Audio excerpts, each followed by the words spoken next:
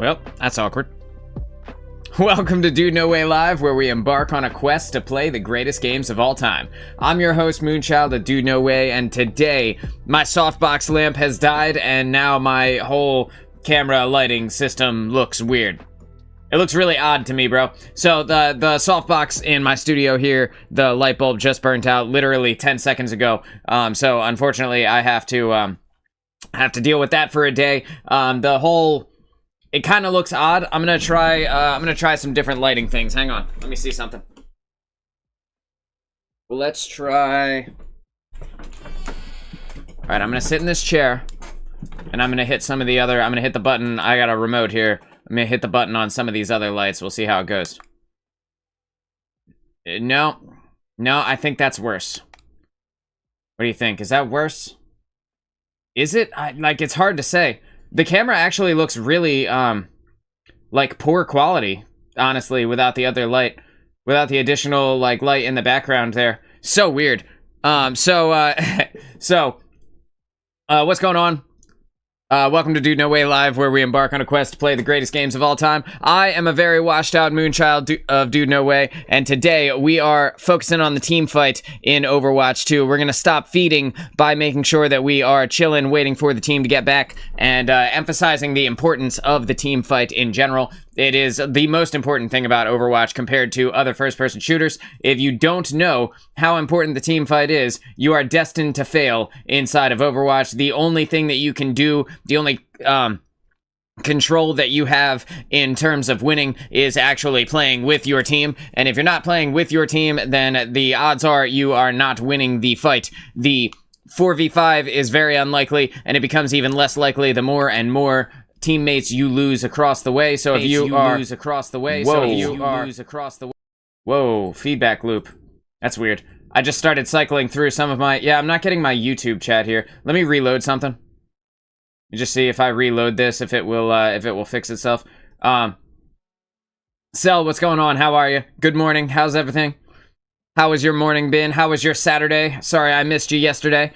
But, you know how Saturdays are, you know, we take the day off and spend some time with the family and take care of other things. We went out to Olive Garden yesterday, had some baller, okay, so Star got pasta, I also got pasta, but I didn't eat it. We got an appetizer, I got two cocktails, and I ate the salad, and then, like, as the meals came out, I decided, like, hey, you know what, I think I might want to finish the salad. So I ate the entire salad, and then I never had room for the pasta. So now I have like a box of pasta, and then they gave us an extra salad to go. So that was cool. That was pretty dope. Just working lately. I'm preparing for my event that's later today. I'm hosting. Oh my God, I haven't been to Olive Garden in so long. Stargazer, maybe turn the brightness down a touch on your LED light. It looks too bright. It is actually as low as it will go. Actually, it does not go lower than that, unfortunately.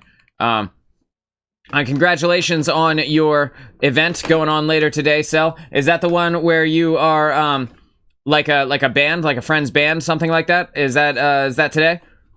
I'm still not seeing my YouTube chat on the side here. Let me just make sure that everything is kosher. Right, we're hitting save. Making sure that everything's cool. Should be cool. I mean, like, I can see it on one end, but I can't see it on my restream, which means I'm not going to have the ability to see the two chats put together, so that's not great, huh? Let me just do some of this. Working on this back-end situation here. Seeing if this will help. Yeah, it's still not coming up. Chat overlay. Chat settings. The weird thing is, it says it's there. Right, it says that everything is cool, like it says that it should be working, but as you guys are talking, I genuinely can't see what you're saying unless I go straight to YouTube or straight to Twitch, which is annoying and frustrating. That's already passed. I'm hosting a Sunny Angel trade event at a cafe. We have a ton of vendors for it. Hell yeah! Stargazer, thanks for being here. You know I love you. Shout out to Kayla, who made our anniversary meal super enjoyable. Hard to find good service these days. That is not a joke. And the bartender, Kayla, was amazing. We went and sat at the bar this time. Typically, we would sit at a table, and I think that has been the problem all along.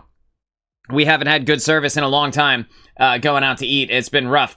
It's been actually, like, genuinely pretty hard to find good service recently. In the last, like, I don't know, like 6 months to a year, we've maybe had like 2 good times where we were out and everything worked out well. So it was really nice to finally have some good service, and the bartender was really cool. She gave me a drink on the house, which I don't think she meant to, but hey, I'm not gonna complain here. She also gave us a dessert on the house, which we didn't expect, but we're grateful for. So we, dropped her a very nice tip and made sure that she was well compensated for her time.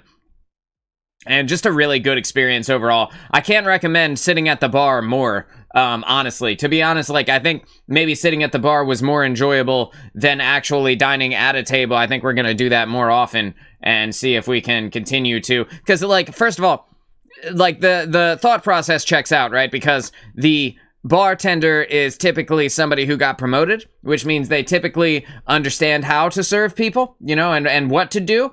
And, and I think that might actually be, the difference maker here. And again, for anybody who is wondering, my softbox lamp died here in the studio right before the show. So if I look weird or I look different, that's the reason. And there's not really much I can do about that right now, but, it is what it is. I also sent a gameplay review code in Discord. I don't know if you saw it yet. I did not see it, actually. As a matter of fact, I did not see it. Let's pull it up. Let's see what we got going on here. For whatever reason, my Discord wasn't loaded. I must have shut it off when I turned it on. When I turn on all of the programs in the morning, when I turn the chat on, or when I turn the PC on even. Overwatch 2 gameplay reviews, here we go. All right. Making sure that I got all that. Yep, we did that one. Okay. Ana and Moira Gold 3 comp game. This was a... Okay, you know what? Let's go ahead and let's review it. Let's review it. Let's put it together. Typically, I would have made a thumbnail for this, but it is what it is. We're going to go ahead and pull it up, and we'll do your review right now. Alright, so we're pulling it up here. We got Watchpoint Gibraltar. I'm going to pause it while I read. So, this is a Gold 3 comp game with Ana and Moira. The text states, this was a 4-stack and I'm still adjusting to my new mouse, but I also make really dumb plays in here, and the scoreboard is also been recorded in a little video clip. Looks like 25,000 healing, almost 11,000 damage, 43 and 10. Overall, a pretty solid game. It looks like your Hanzo might have been popping off a little bit, and your looks like the enemy team, like, everybody has a lot of deaths across the board. Everybody except for Hanzo really rolling in the deaths there. Let's see. Does it tell me the time? How long was this game? I can actually see the time. A 30-minute game, so a very long game.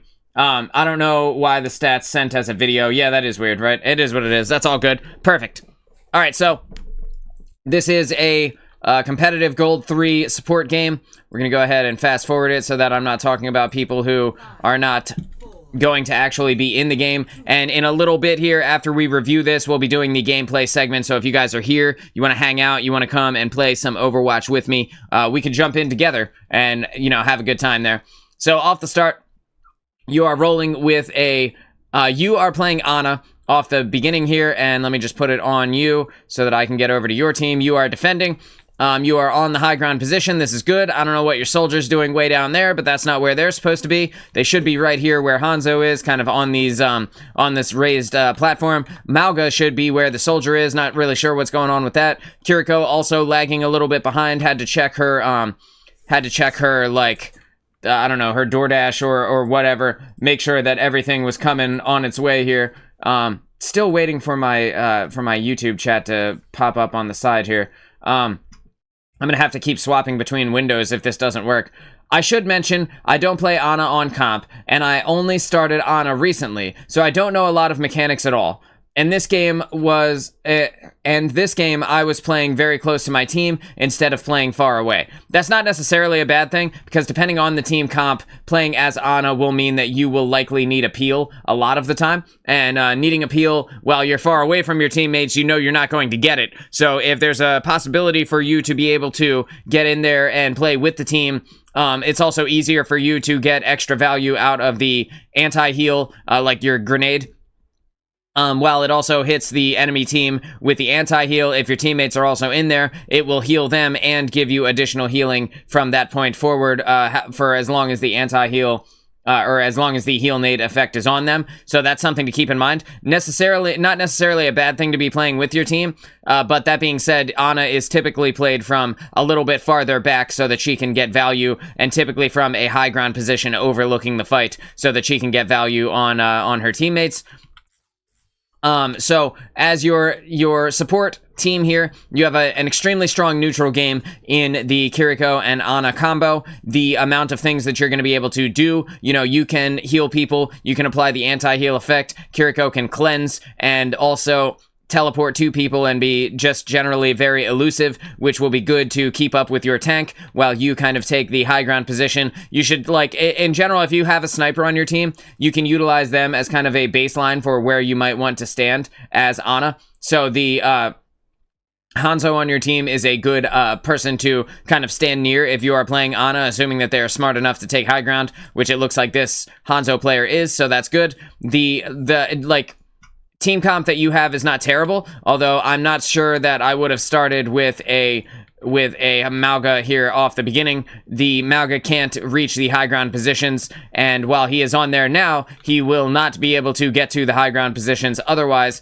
unless he, takes the long way, or charges up a flight of steps, I guess, right? But hopefully he is at least a serviceable Mauga, and not like a can of beef stew rolling across a keyboard like the Mauga from last week, right? In your DPS combo, you have a Hanzo and a Soldier. Soldier is probably the better of the two in terms of picks. The Hanzo is kind of all or nothing in their ability to engage, so they're either going to put out a lot of value, which based on the scoreboard it looks like they did, but they're either going to be a lot of value or basically useless to your team. So that's something to keep in mind, right? So, in general, Hanzo, especially in this meta, not the best sniper you could have picked. Excuse me, I'm going to take a sip of this water. Not the best sniper you could have picked because Hanzo lacks his ability to one-shot right now, which is not good in terms of a character. Hanzo is pretty neutered at this current state in the meta.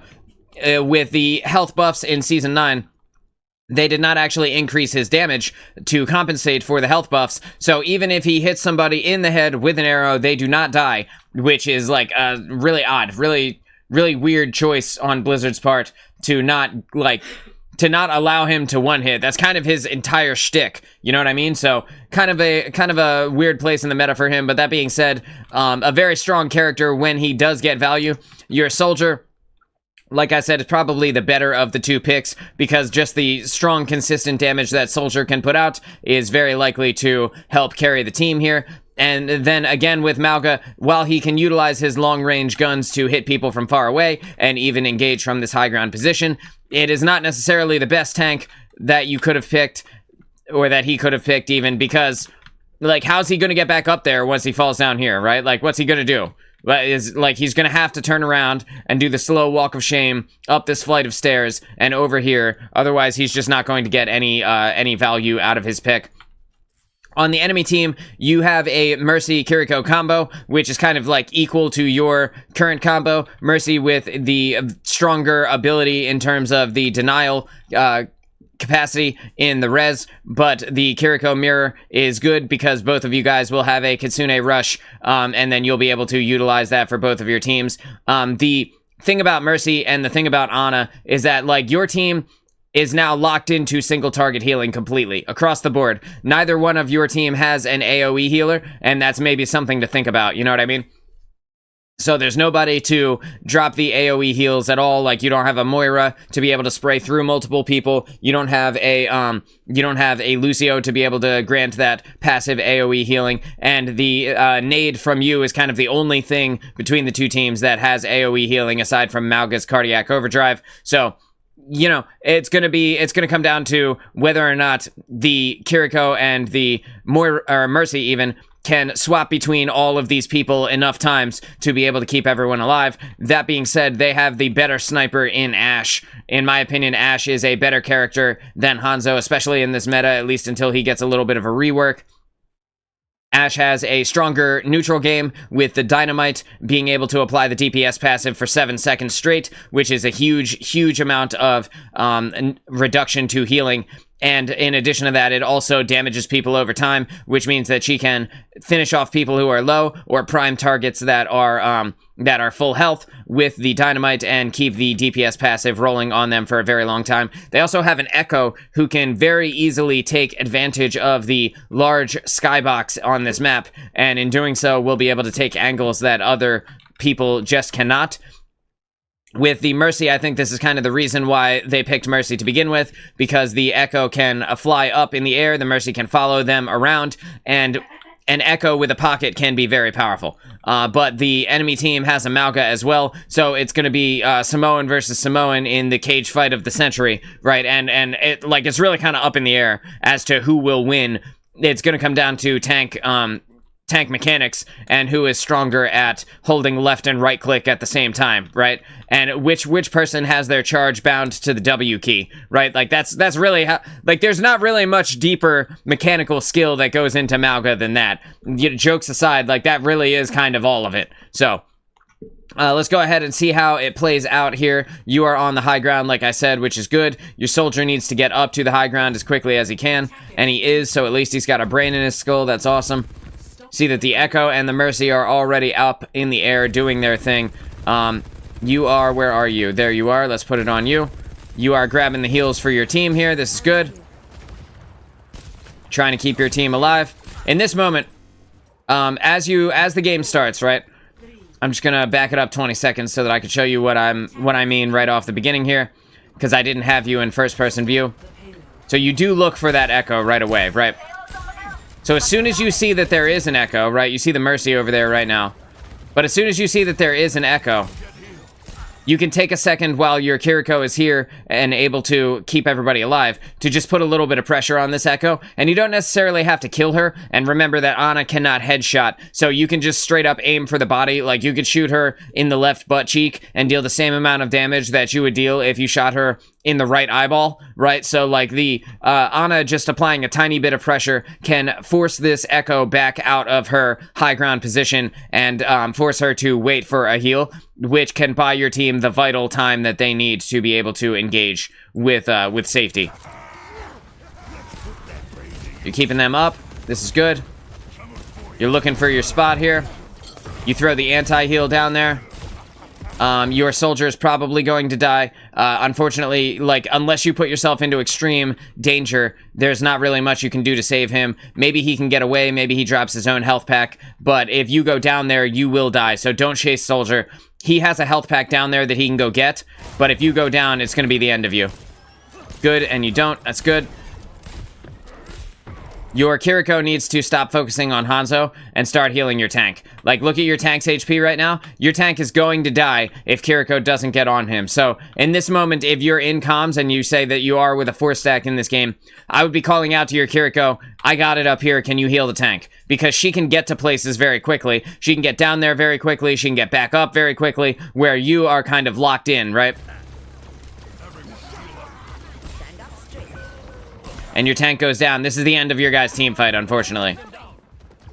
Unless your Hanzo gets the most value ever, which is very unlikely. You do look for the damage on the Echo, which is good. Again, just a little bit of pressure goes a long way here. You reload, that's good. You got this punch thing that you do after the reload. Possibly to cancel an extended reload animation. I'm not sure that that actually is a thing with Ana, but either way, like I said, your guys' push was over when your tank died, so right now, instead of damaging them, it might be better if you had kind of tried to sneakily get out here, right, and maybe walk up these stairs, and then that way you could have escaped, potentially, without getting your head blown off. And the enemy team being this close already means that, like, the odds of you getting through here without dying are very small, unless just no one is looking at you. That was a clutch anti-heal, but they immediately cleansed it off. So, you're looking for the position here. In this moment, you can start moving towards your next high ground position, right? Which is, you want to be moving behind this piece of cover, right? Over to the side here, so that you can then take the stairs and get up to this high ground position, giving you a very nice kind of view of the entire battlefield, and then you can shoot down into your team, right? You can also use this side, right? And then you have this health pack here to keep yourself alive in the times where you do take damage, because they will eventually see you. Oh yes, there's extra reload animation to Ana. Gotcha, okay. There they are. Get ready. So you're waiting. You're keeping your team alive. You're not taking too much damage here. Trying to keep your team up.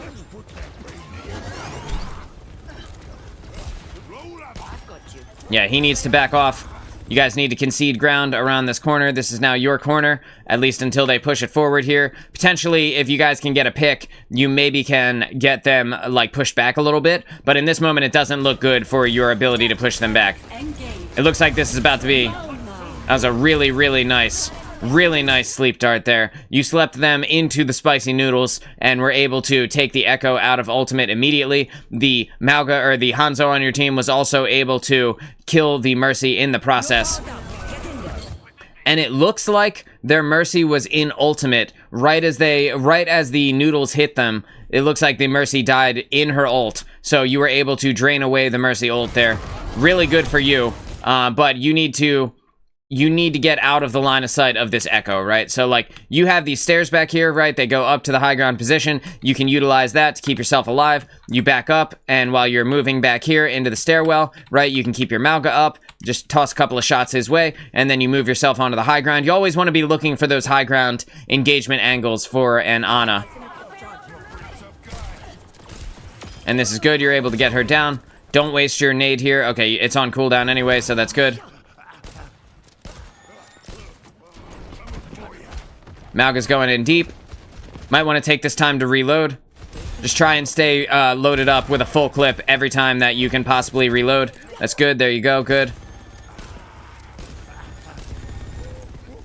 Because you never know when you're going to have to dump 8 or 9 or 10 or 12 shots into yourself or your teammates or the enemy team. Okay, so, like I said, it is Samoan versus Samoan in the cage fight of the century here. And in this moment, the one thing that you don't want to do is walk into the other Mauga's cage. If you walk into the other Mauga's cage, you will likely die, and there's really not much you can do about that. The Mercy is going to be able to heal their Mauga through the cage. I don't know if you can heal your Mauga through this cage, right? So, in this moment, I'm not 100% sure, but I'm almost certain that you cannot actually heal your Mauga, but I'm pretty sure Kiriko can. So, I would just back off here and try to get your angle. I'm not gonna lie, this whole game, except for one part, I was not on the high ground just because my team kept pushing and I had to keep up. I gotcha. Trying to make your angle there, that's good. And you did not walk into the cage with the other Mauga, that's awesome. Threw out the anti-heal, a very nice anti-heal onto the Mercy, able to put her into the dirt there. Just looking for that shot on your soldier, but you're not able to get it, unfortunately. Your Kiriko gets him up, though, so it's all good. You know that the Kiriko and the Echo are back here now. Your team's going to go back here and easily clean them up. Get the strong stagger on the enemy team, and this is kind of the problem that we're talking about in today's show, is like if you get staggered like this, which their Kiriko just went down after their Mercy just rezzed in, right, and now they don't have a 5v5 that they can take, and because of that, they'll likely be held here for a good long while. Although they do still have 3.5 minutes, so plenty of time. And you do good putting Bob to sleep there. Hopefully your team doesn't wake Bob up, and of course they do immediately, because why wouldn't they? I mean, why let Bob sleep, right? Where he's absolutely, completely useless when you could wake Bob up. Or maybe Bob got cleansed, but with Kiriko dead there, very unlikely. I think that it is more likely that your Mauga just shot Bob. Your Mauga is dead here. The Eye of Horus watches over you. Yeah, it is what it is, right? There's not much you can do. With the Echo in the sky, using her focusing beam on the Mauga, there's nothing that could have saved him. The Echo has the angle on him. It looks like your Hanzo might pick her out of the sky, though, so maybe that might be the next thing. Yep, and he does. Just got to keep this Hanzo alive, because he is your win condition now. As you can see, your team is doing very well because of the amount of picks that he's able to get. He got the Mercy out of the sky. He got the Echo out of the sky. I know, right? I told my team not to wake Bob up too. Yeah, I mean, like, listen, you gotta expect that when somebody picks Mauga as their tank, that they are not smart enough to leave a sleeping Bob to sleep, right? Like, they don't know. They're too busy trying to decipher which is their asshole and which is a hole in the ground. Thanks a lot. Kiriko, you can hear her feet, right? I know you can hear her feet. She's right up here. Somebody can get up there. The soldier can chase her. Although, in general, like I said, we don't chase. But in this moment, if you can get the stagger on the Kiriko before her team gets back, that would be a huge stagger. She's throwing kunai into you right now. You see, she's up here. She's got the kunai. They have left her hand. She's chucking them in your general direction. Hopefully they don't get you, and she left. Okay, well, it is what it is. You looked for her, but she was already gone. Your Mauga pops cardiac overdrive when he has nobody to shoot. Classic. He doesn't know how his own abilities work. The Echo is now behind you. Yes, and this little bit of pressure is enough here. You need to nano boost your Mauga immediately. Awesome. And with the Kitsune Rush coming out, you know that you have to get out of the way here. With their Kitsune Rush, their two Maugas will shoot so fast that they'll just mow through your entire team. So you need to start making your way over to these boxes and just assume that your team is going to die. Very unlikely that they live through the sustained damage of the two Maugas standing inside of a Kitsune Rush, even with your Mauga in nano. Okay, so we're it's silly time here, and because it's silly time, it's anybody's game, right? It could be anybody's win. Who knows? We're just gonna have to see how it plays out. You're trying to break this angle with the Echo. I'm sorry, I swear to God, I think there are staples in my throat today. I think that at some point during the night, I might have got some staples from my lungs caught in my airway, because I can feel them, like, down here in my throat, and, like, I want to cough them up, but they're not in a place where they can be coughed up yet. And, like, I don't know what to do about that, but I can feel that there's staples in my throat, and I hate it.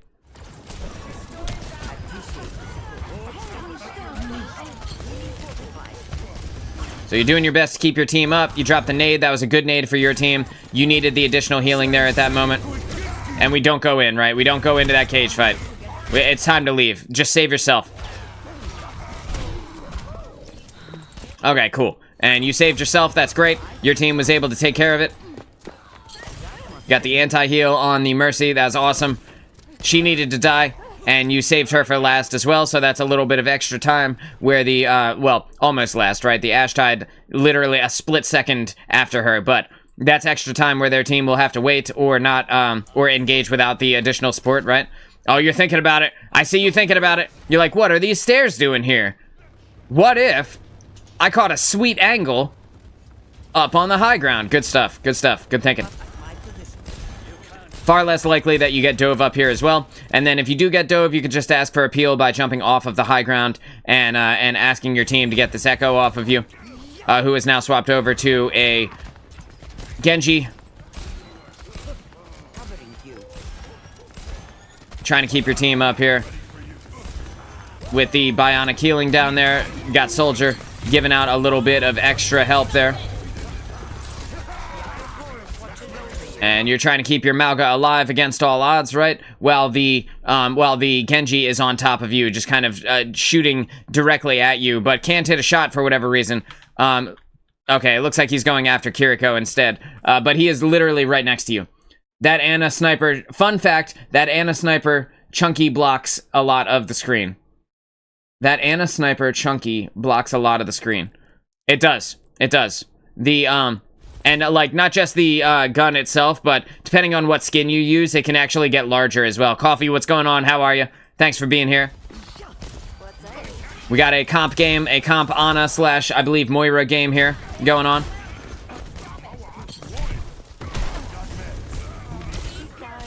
You got that Mauga to sleep there, but then your Mauga immediately stomps on his head while he's sleeping. Very rude. You're getting damaged by your own shots there. And you just immediately hit the that skin is pay to lose. That is unfortunate. There are some skins that are like that too. There are some skins with different characters that like appear to increase the size of your head hitbox. Like, you know, so you gotta think about those things when you are using them. Sometimes it's not just about how they look, but it's about what they do to your character as well. You immediately nano boost the Malga, which is good, and you hit that sweet anti-heal on the Genji, and while the Mercy is right there, she is now crapping her pants because she knows she's up the creek without a paddle. She's gonna have to turn and immediately Guardian Angel herself out of here, or else. I am unbreakable. And you're going up to the high ground here. This is good. You want to keep your Kiriko up first, right? Good target priority. Good job. You're waiting for that heal to come off cooldown, the anti-heal. Right, at this moment you can, yep, exactly, perfect.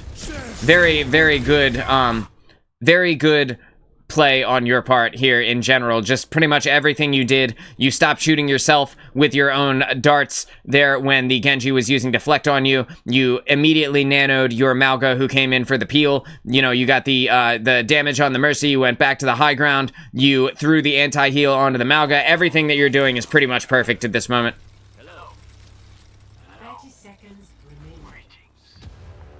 And their team has 25 seconds left. This is their last push. You know that the Genji is right here, so if you're in comms, you should call it out to your Kiriko and to the rest of your team that Genji is right next to you, and you will need somebody to engage him. Because if somebody just, like, if Kiriko comes up here, right, and throws, like, 2 kunai at him, he will have to disengage down to the low ground position and wait for his dash to come off cooldown again, and those few precious seconds could be the difference between you living and dying in this fight. Oh, you heard him, but you decided to keep Kiriko up instead. He's still there, too. He's just waiting for his moment. Appreciate it. Like an alligator in the mud. By creating distance between yourself and him, you're at least giving yourself a chance, but the Mercy is on him, and this is going to be... He's going to dive you and probably Dragon Blade within a second or two of getting on top of you. Get ready for it. He's looking for it. Oh, you tried. You would have killed him with that nade, but your Malga's fat ass got in your way. Like his gigantic, whatever this is, his butt pack, right, got in your way, is where he stores his machine gun munitions. All right, gotta go grind Elden Ring. Coffee, are you getting ready for the Elden Ring DLC? I am so pumped for Shadow of the Erdtree. Elden Ring is one of my favorite games ever made. I still haven't beaten it yet, and I want to put the hours in. I have like 500 hours into Elden Ring, and I want to play it so badly, but every day I wake up and I boot up Overwatch for some reason instead. I gotta get on there, though. Shadow of the Erdtree comes out next month. I'm super pumped for that, yeah. Oh my god, I'm hyped too. Super pumped to see what goes on. I gotta finish the game, and like I just gotta put in the time. I gotta stop playing. I should stream it. Oh my god, thank you for saying that, because I've been so terrified to stream anything other than Overwatch. I don't want to lose all of the people who come out to hang out with me every day. But you know, there's so many good games that are coming out. I can't wait to jump into it. I think I will. I think I will stream it at some point then, and we'll dive in and we'll continue our quest to play the greatest games of all time, right? Good luck, and I hope you enjoy your Elden Ring stream. Your stream, your Elden Ring playthrough.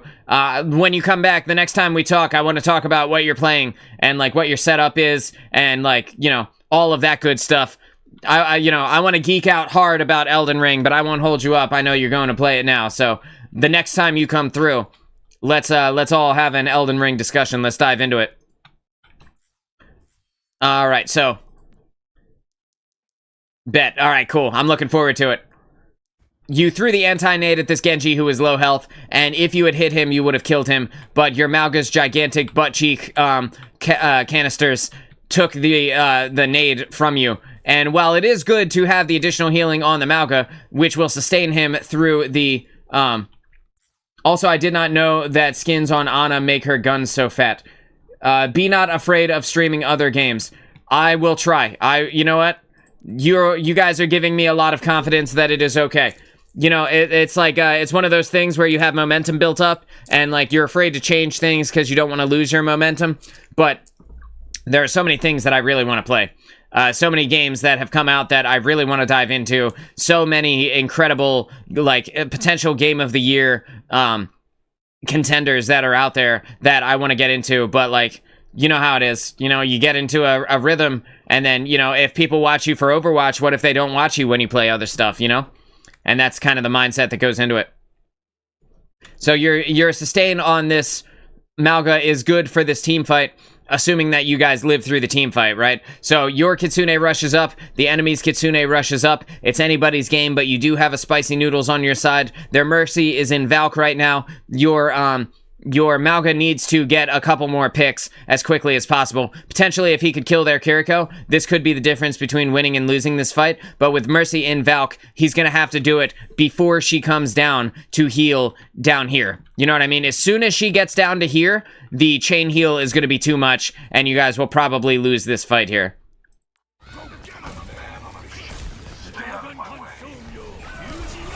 And here it is. Here's the moment, right? Do you hit the sleep dart?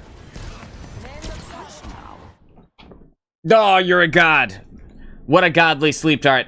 They can't do anything about that. Genji just wasted his ultimate there. As long as your soldier doesn't wake him up, or your Hanzo doesn't wake him up, this Genji is gonna completely lose out on his ultimate value, which is amazing. They woke him up, but he still lost out on all of the value. But in doing so, your Kiriko abandoned your Malga, and he died, unfortunately. So this push is over. You guys gotta go. There's no point in dying here. Just leave if you can, because you won't be able to contest it. You won't be able to eliminate all 4 of them, right, before the enemy team gets the payload to the checkpoint. It is what it is. Bang, this is your moment. Sorry about that. Oh, nice. Nice sleep dart, nice sleep dart. Again, I don't think that you're going to be able to win this regardless, but that was a very nice sleep. And there it is, right there. So you go down here. Your team is, they got 2 DPS left. I don't know why they're throwing their life away so hard for this. We've already lost it pretty much. Oh, maybe not. I take it back. The team has, I don't know how the enemy team didn't kill your team, but here we are.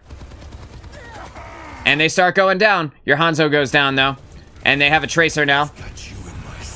Your soldier gets a value ultimate here. I think that was finally my first death. It was a good time to die, because like there's very little that you can realistically do in this moment, right? With Bob out, like, oh man, that's tough, right? It's tough. I had a feeling that your team was not going to make it. You went in for it, and I respect the commitment, but this is now your second death. You couldn't have saved it. You did all you could. You did all you could. It's time to gather up, get back together for a team fight. If their Tracer decides she wants to come all the way out and fight your Hanzo, then that Tracer will likely die to the Storm Arrow, and then they'll be staggered. You're just trying to keep them alive. This is good. I don't know why I went in. I thought someone was still alive. It happens. It happens to the best of us. I respect your commitment. Bang. Here comes Tracer. You know, you're looking, you know she's there, but we can't chase her. We're just not fast enough.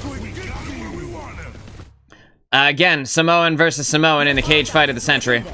And yours just absolutely dusts theirs, which is good. The spicy noodles are out. This Tracer is behind you now, though. She is right behind you. Let me just, there she is. All right, so she's going after Hanzo. She doesn't even care about you, which is crazy to me. But here it is, right? There she is. I don't know why, like, as a Tracer, Ana is 100% the person you want to dive over the Hanzo, who can one-hit you in your face, but whatever. There you go. You know, that's what she gets. Her target priority was bad. And you get the damage out on their team, and you're able to keep them away. They only have 30 seconds left, 25 seconds to get the payload to the end here. Otherwise, this is where their push ends, and I would be very, very surprised if they were able to get there with no ultimates on the table right now. The only thing they're going to have is the Kitsune Rush, and potentially if the fight drags out long enough, they might have a Coalescence, but in general, I think that your team has this, especially if your Kiriko has trigger discipline on the Kitsune and holds it until the soldier has tac visor. That is definitely 100% that combo will end this game for your team. In favor of your team, I should say. I don't know what your Malga's doing up here. Like, I don't know if he's like, I'm the tallest Samoan in the world, you guys. Mom, look at me. Look at me, I'm up here. Look, Mom. But, like, that's not where fucking Malga plays, dude. What are you doing up there, bro? And, like, not only is this a stupid-ass place for him to be, right? But with him being up here, no one gets to make use of his cardiac overdrive ability, which is a massive amount of sustain for your team. But whatever. I'm not gonna try and understand the mindset of Dwayne "The Rock" Johnson standing on the high ground position. It doesn't make sense to me. It doesn't make sense to anyone. Whatever, dude.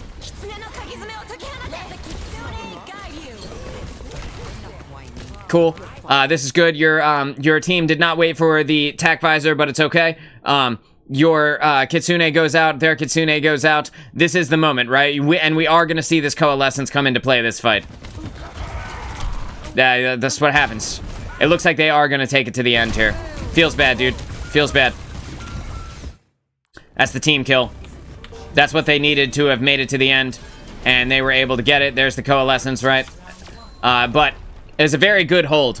They only had one more push to do it. Unfortunately, they pulled it out in the end, but they only had one more. 0 to 3. Switching sides.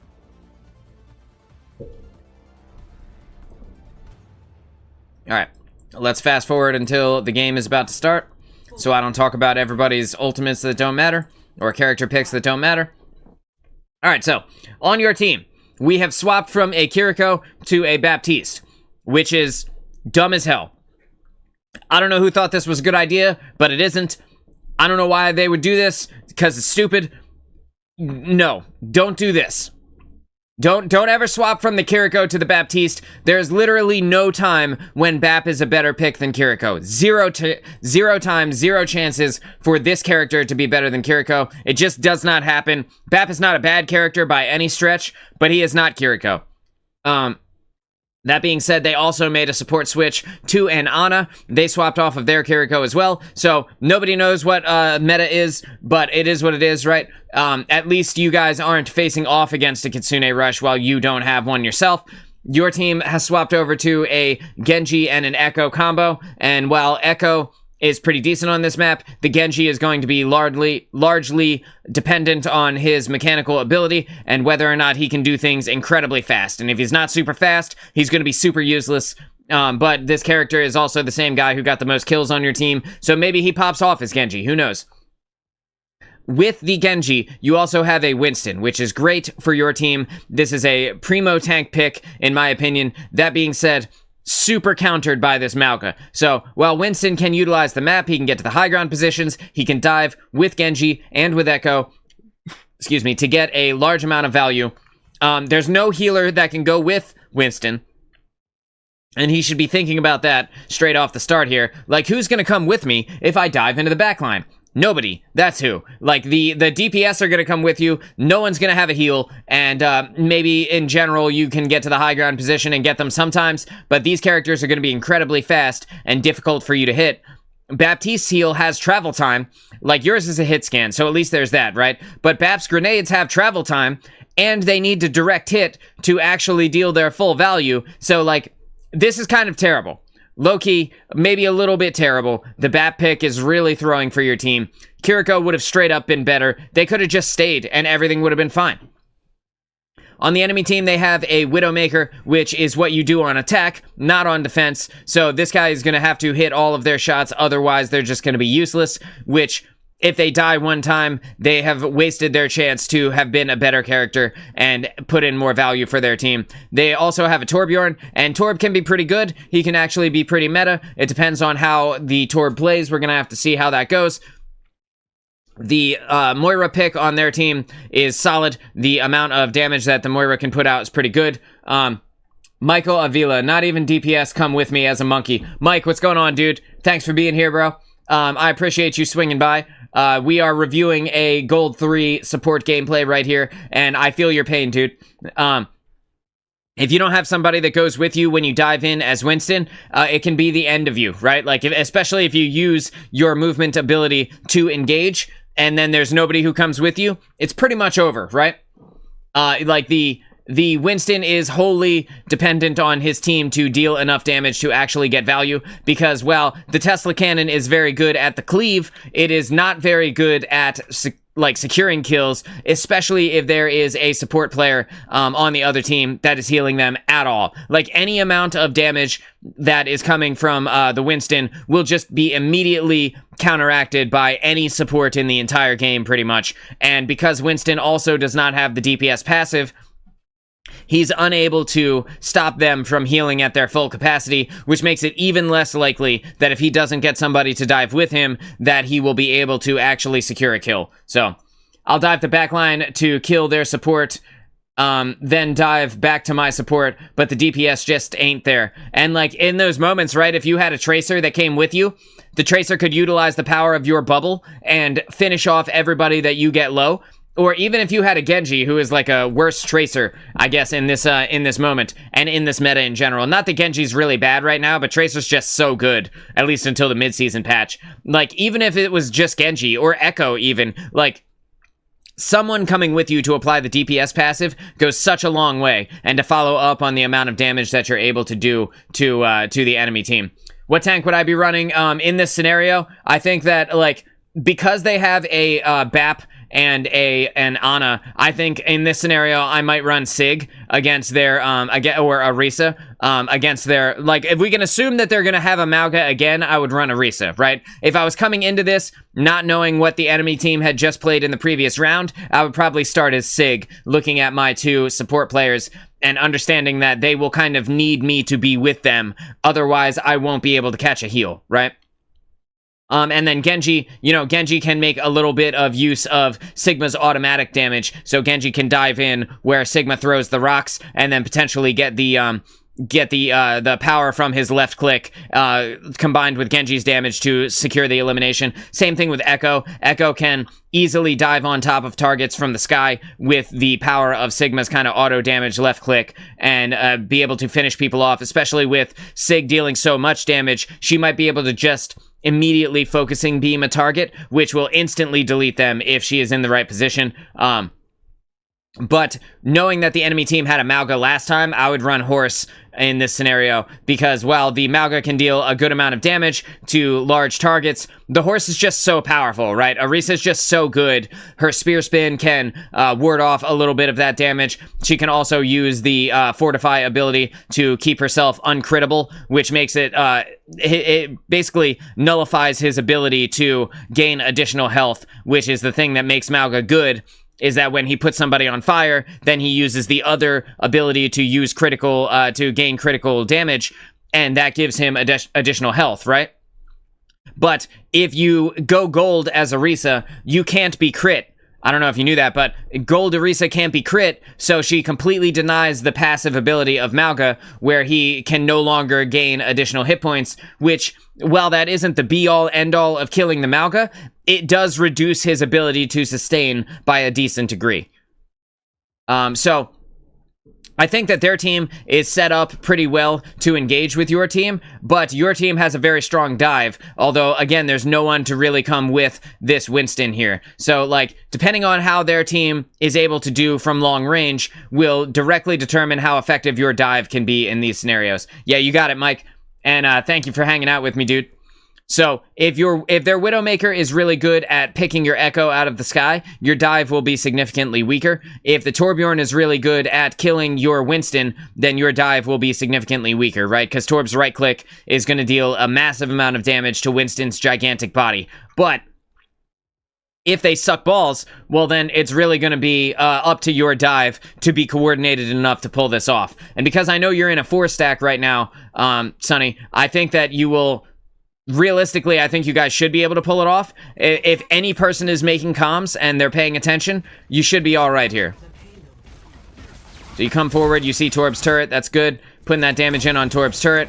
You're waiting for your moment for your team to dive, right? You got your high ground position there so that you can see where they are. You can also utilize this space over here as your other high ground position. You can jump up on these boxes, which gives you a good view of most of the fight here. You can crouch down here to get the angle over on the team from here, and then on the boxes you can shoot people who are hiding in these corridors, and that will give you the angle that you need for Ana. Tank was actually not part of our 4-stack. RIP. Well, that's not great, huh? Arguably the most important person to be part of your 4-stack.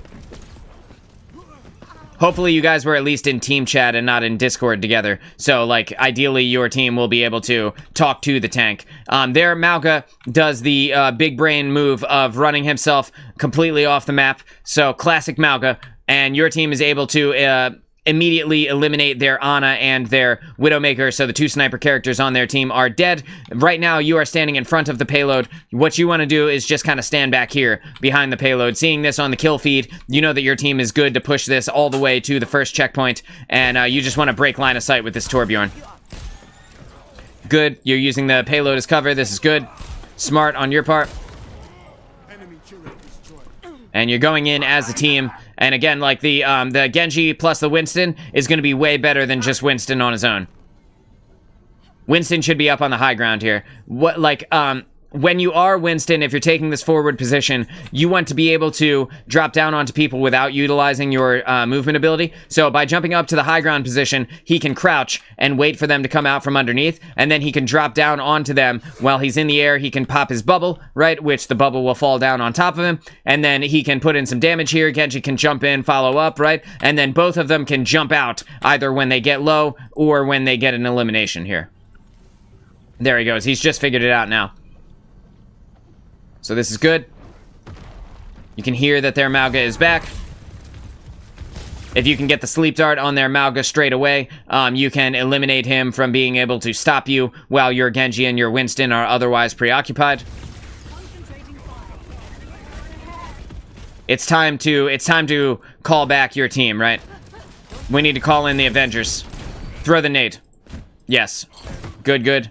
It does not actually hit the Winston, that's okay. It's just going to take some practice with the trajectory of the nade to know where to do it. At least you knew that it was time to nade, right? So that is good. Trying to keep your Echo alive here as best you can. We want to keep this Winston in armor health if we can. Good try on the sleep dart. Unfortunately, you weren't able to get it, but it is what it is. With the nade on your Winston plus your Baptiste, this is a ridiculously huge amount of healing on your tank, and their tank is also antied, so potentially you guys kill their Mauga in this moment. But he left. That's totally fine too. You want to, yes, you do a good ping on the Widow on the high ground. This is good. You're looking for the moment here. Their Genji, at the very least, is engaging with her so that she can't take you out. And you guys do get the checkpoint, which is awesome.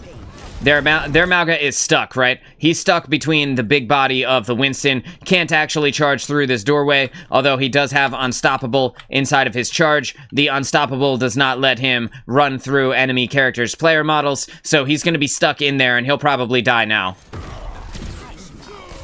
There it goes. He did actually get through, which is wild to think that he was able to push through all that, but... You called out that your nano boost was ready. This is good. Guys need to be 3 on payload at this moment so you can push it as fast as you can. Because ideally, before they come back, you want it around this corner. Because once it's around this corner, they have no more corner to fight you against. They have to back all the way up behind the boxes, or else they just lose or fight you out in the open, which is a significantly more vulnerable position for them to be in. But if you don't have 3 on payload, then you're slow pushing it, and the odds of you getting it there before they come back to re-engage with you are very small. Don't forget it. Don't C9 the point. You're looking for the angle on Winston. He needs to drop down to you in this moment if he needs a heal, because you guys got to be where you got to be, right? You can see that your Genji has Nano right now, right? So, or has Blade right now, right? So you want to go for the Nano Blade combo as soon as your Winston dives. As soon as you see Winston go in, which you could see him over here in the corner, which is why I brought this up, you want to hit Genji with the Nano. He should do the dive in, and then hit the Dragon Blade, and then ideally you'll be able to wipe their team in like 2 seconds. There it is. Good shit. Good shit. Awesome. Awesome. So yeah, so just try and keep Winston alive. Try and support them as best you can, right? Genji goes in. He goes in deep here. You need to call for a peel. Your BAP is right near you. Your Winston is coming back. Potentially, you could sleep this Mei if you are on PC. I don't know if you're playing on...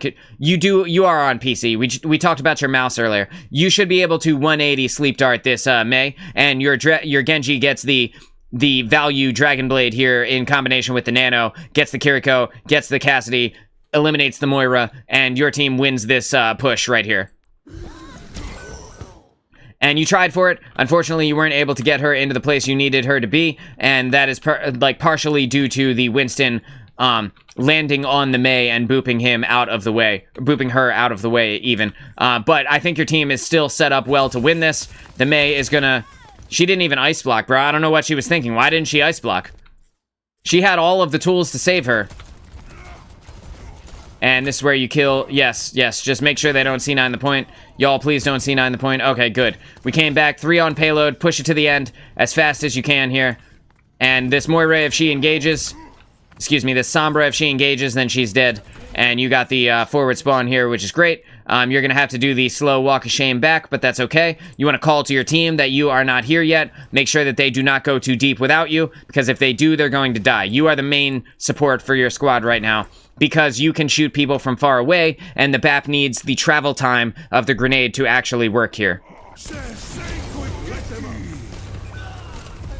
And, this is a scary place to be inside of the Mauga's cage, but with your monkey inside of his primal rage, the odds of Mauga actually killing him at this moment are pretty small. You know, he can just get in here and be crazy, right? Like, he can just go crazy monkey inside the cage and boop Mauga all over the place. Probably won't kill him, but that being said, he probably won't get any value out of his cage fight either, so.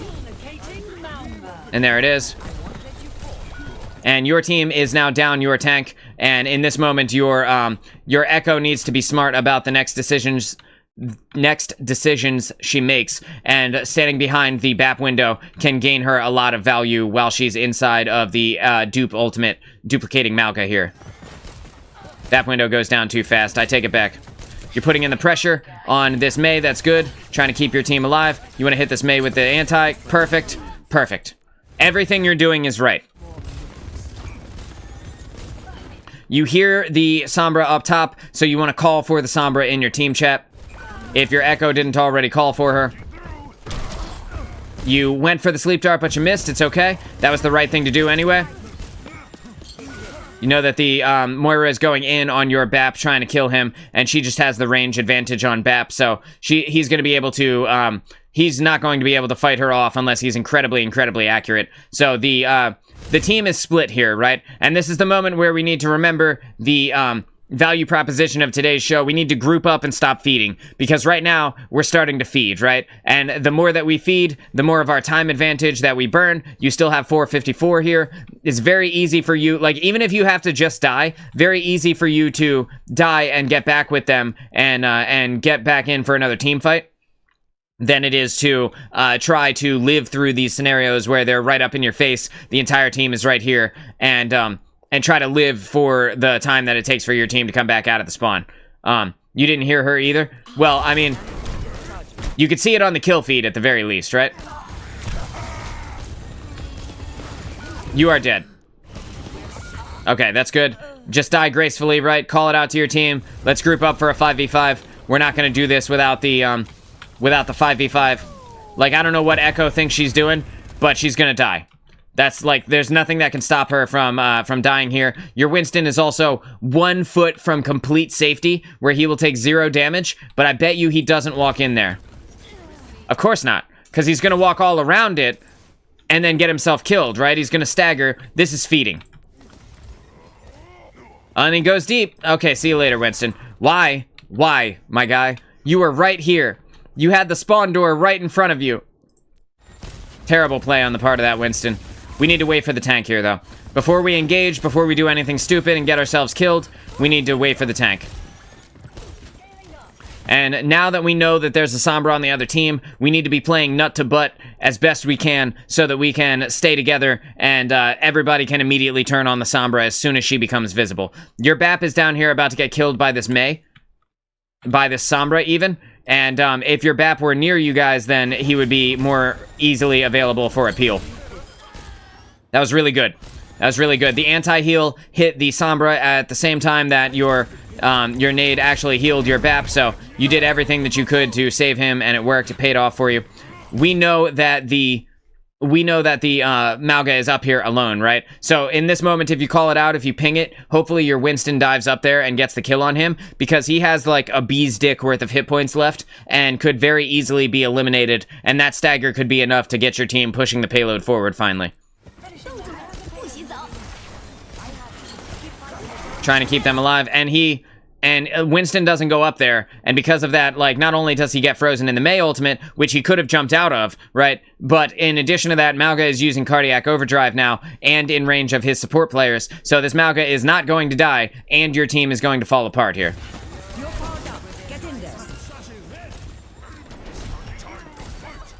They didn't follow up on the damage on your Winston, and that's huge for you. Potentially you live in this moment based off of their inability to play effectively. But this is where you die. And there it is, right? It's okay. It's okay. We just need to get back together for the team fight. Your Baptiste needs to stop moving around. Your Widowmaker is right in front of the spawn. Why does nobody use the spawn doors to keep themselves alive, bro? It's right here. It's free. It's free safety. Complete safety right behind this yellow door. They can't walk into that. We need to stop engaging in the 3v5s. This is losing us the game. Their Moira is, oh, you're Moira now. Okay, good. So you're Moira now. Arguably a better choice than Ana in this moment because now you have somebody to dive with your Winston. Yep, the damage orb, exactly. Yes, and you are, keeping the peel. You're there for the peel, which is great. You keep your Widow alive here, and you are able to get this Sombra out of her invis, and you're able to kill her. Awesome. Great choice to swap to Moira, knowing there was a Sombra on the other team.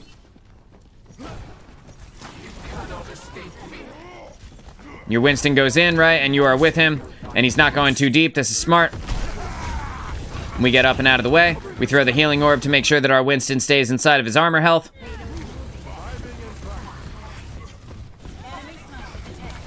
The Mei wall is going to wall you off from your team, so just be ready for that. It's about to happen where Mei's going to turn around and use her wall to try and separate you guys, and in that moment, you need to fade away and jump. You need to fade, like, either over the payload right here and jump backwards, depending on where the wall goes, or on the other side and jump backwards and get yourself to safety, because if you don't, you'll be eliminated by the Mei wall separating you and your team.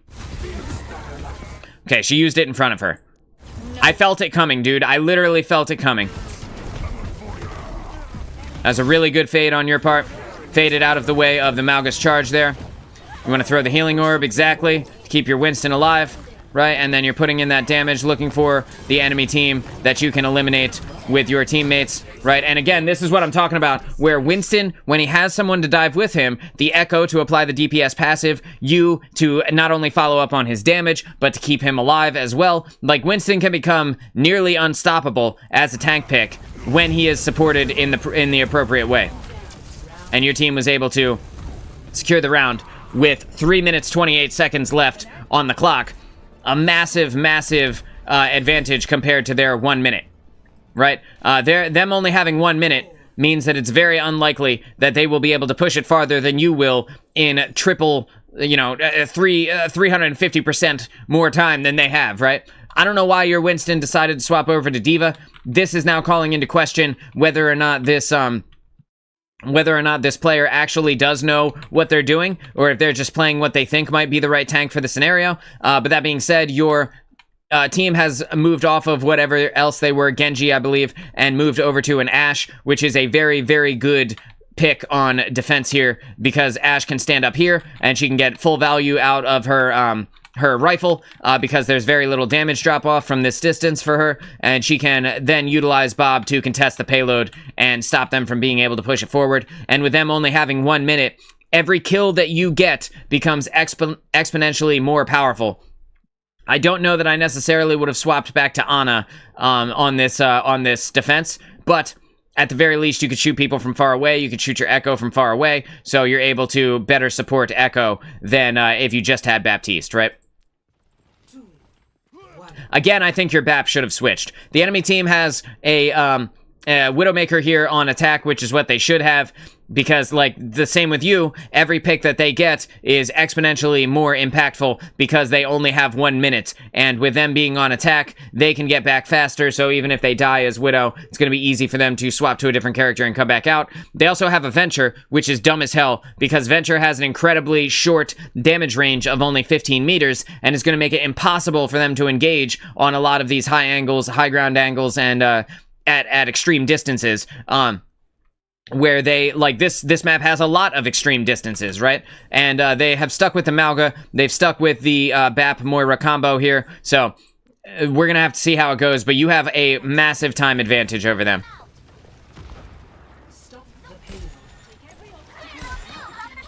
Okay, this is good. You're putting in the damage down there, that's good. Toss the anti-heal out, that's awesome. You wanna, eliminate the immortality field.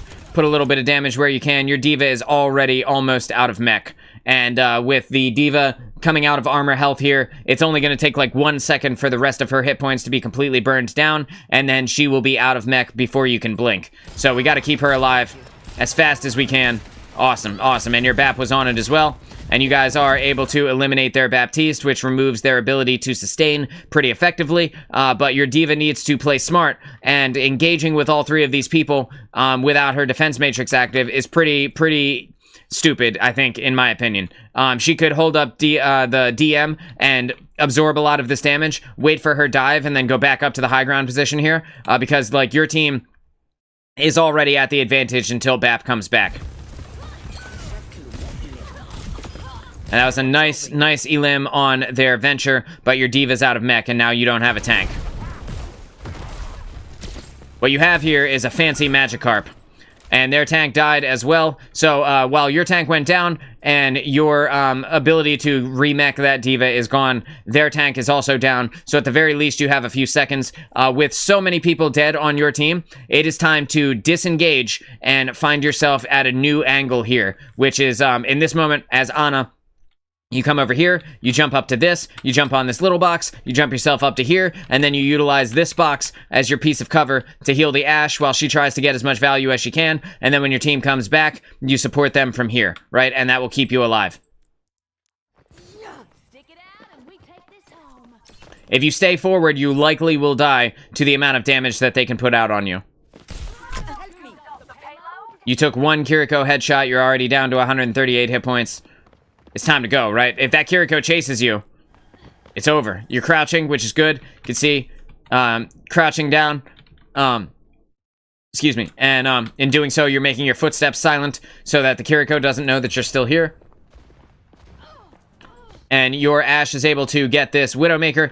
Your Ashe is too far out, though. Like, look where she's put herself. What the hell is going on with your hat, my guy? So anyway, look where she's put herself. In this scenario, like, what can save her if somebody jumps up to her high ground position? Like, pretty much nobody, right? She needs to come back. She needs to disengage and come back. 10 seconds remaining. They only have 10 seconds left, so this is the end of their push. You can see that they're coming from underneath you. You know that their team is going to be pushing the payload, and in this moment, you can get a value anti-heal. If you look over this edge, and you just drop the anti-heal directly on them as they come from this overpass, you're going to get so much value out of that. Oh, there it is. Unfortunately, they cleanse it because they've swapped back to Kiriko instead of Baptiste. And again, this is what they should have been the whole time. Kiriko is a massive advantage over a BAP, especially on this map. And you go, you try to get them.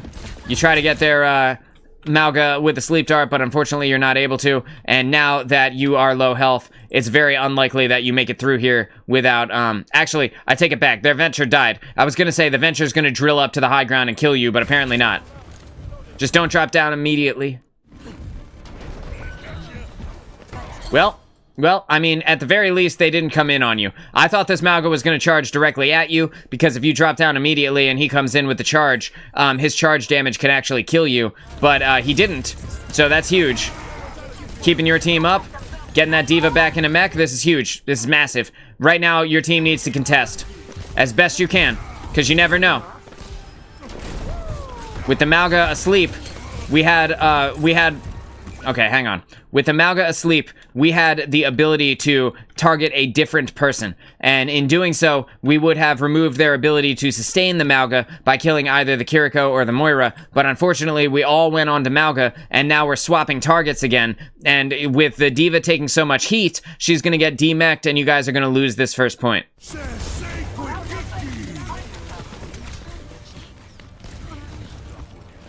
It is what it is, right? It's time to back off. Do not get baited into the music. Don't get baited into the overtime wick being on fire here. Don't be baited into thinking that it is okay to stick around and fight this out. Get back with your team. You have plenty of time. You only need to win one team fight and then their entire push is over. But if you stay, you stagger, you feed, right? And by feeding, we lose the future team fights for our team. So it's time to retreat. And you need to tell Echo, we gotta get the fuck out of here, baby. Let's go. The block is hot. Like, we gotta go. It's rough. You're dead. Yeah, there's nothing you can do. You tried. At least you tried to disengage. A little bit too slow on the disengage, but had you utilized this, like, had you disengaged a little bit sooner, you could have utilized this long walkway down here, come around the other side, and had the mega health pack to save you should somebody come around and try to kill you, right? Like, you would have been able to exit, and then exit from there, come right up here, and then hopefully your team would have been back by then. It's just unfortunate. Like, your team is getting baited into the hype of the music, stopping them from making intelligent decisions, right? Your Ashe has figured it out. Your BAP has figured it out. We group up as a team. And that's the only way we win this. We need one more team fight. If your tank goes in without his 2 support and his 2 DPS, very unlikely that this D.Va will stay in mech for very long. Also, your Ashe had all of this time to reposition to a high ground position, and instead is engaging from the low ground, which is not smart on their part. They had all of that time while they were sitting there twiddling their thumbs, you know, scratching their butt cheek. Like, they had tons of time to walk around and get onto the high ground and take a good angle to engage the enemy team here. When Bob gets called in, you want to nano boost Bob. And by nano boosting Bob, you will be able to increase the amount of damage that Bob does by a significant amount. They have nothing to stop Bob from doing what he already does. And in doing so, I think that amount of damage, combined with the fact that Bob is like an extra DPS, that amount of damage should get them off the payload. Assuming that your Ashe is smart and puts Bob directly on the payload, right? Because that's where Bob needs to go here. That's the play to win this round.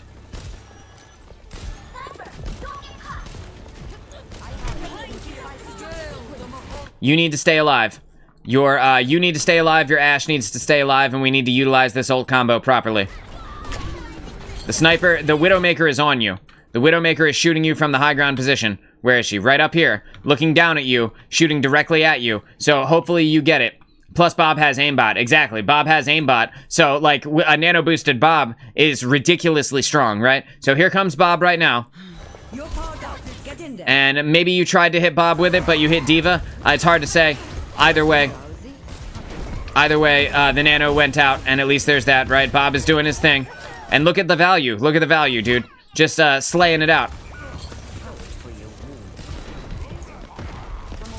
Where did Bob even go, bro? Did she send Bob completely to Narnia? Let's back up a few steps here.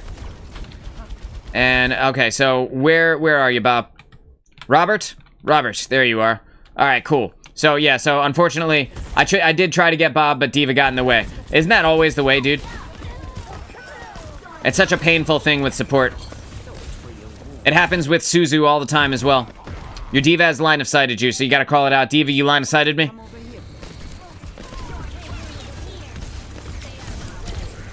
If you can keep this D.Va alive and she remechs, she can kill the Malgo with the mech call-in. You are dead. You can't fight this Moira. You'll just straight up lose. You can't hit enough shots to kill this Moira. Yeah, just let yourself die. Just let yourself die. We lost that fight. It's time to get back together with the team.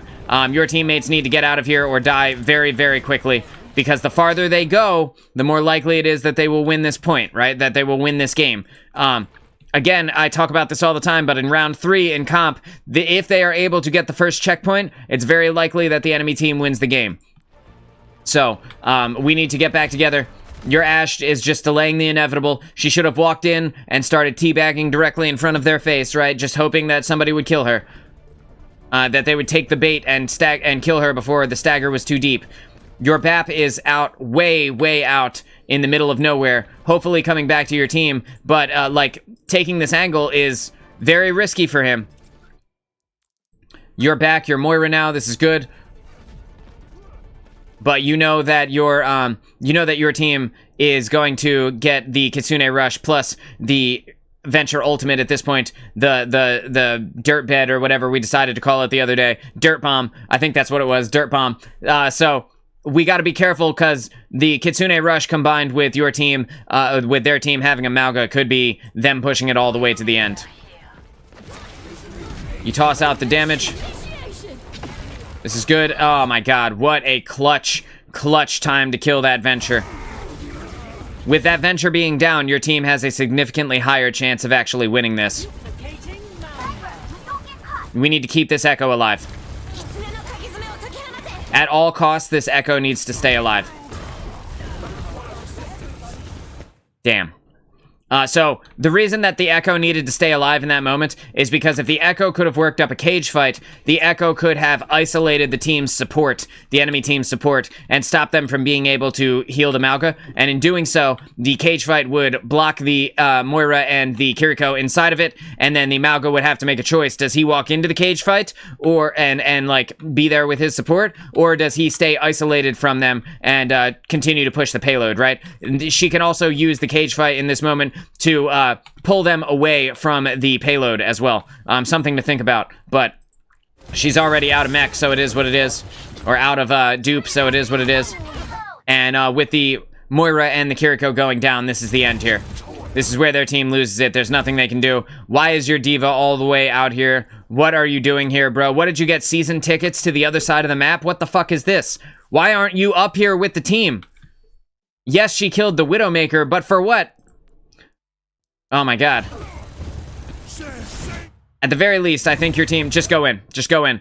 Like, we go in at this moment. We go in and we kill this Mauga. We don't let this Mauga do what Mauga wants to do inside of this cage fight. With you, combined with the Echo, you should have enough damage to kill him, because the Echo is going to have Focusing Beam in a second. And when Mauga gets below 50% health, the Echo's Focusing Beam will straight up kill the Mauga if the Echo stays alive. So that's another thing to think about with Echo. Unfortunately, she goes down too quickly. Your Widowmaker goes in for whatever reason. I don't know what the point of that was, right? Alright, and the cage fight is over. The Mauga is dead. Should be dead. Oh man, no. The sustain is back. Oh no. The supports are back, and he's using cardiac overdrive, so his damage is gonna heal him. Uh-oh. This is falling apart quickly. Why would she use it there and not put it on the payload? Well, imagine if the diva put the bomb on the payload, right? And then, oh my god, there's a diva bomb on the payload. What do I do? They have to leave it and abandon it, and then they lose their progress. Oh god, I take everything back. Everything that I said about Diva Bomb was still correct. However, she was able to eliminate both the Kiriko and the soldier by calling the mech in. Massive, massive value out of her Diva Bomb there. And there you go. She was able to boop the Mauga off of the payload. Holy shit. What a game this has turned out to be, dude. Jesus Christ. I'm on the edge of my seat. Alright. Off the start. You had a Lucio there for a second, which would have been better. Would have been better than this Baptiste. Straight up, a better character Lucio is than Bap. No offense to Bap mains, Lucio's just better. Pretty much in every scenario. There's not really a time when you would rather have a Bap over a Lucio. But that being said, your team has a Sigma now, and again, this is like the 5th tank that this guy has played since the beginning of the game, and it's not giving me confidence that he really knows how to play anything with any kind of real, like, authority. And like, the more you swap characters, the less effective you are at playing each of these characters, because nobody has 7 mains, bro. You just don't, right? Like, you just don't have 7 characters, 7 people within your role that you are, like, top tier with. So, like, stick to what you know, like 2, 3 characters, whatever.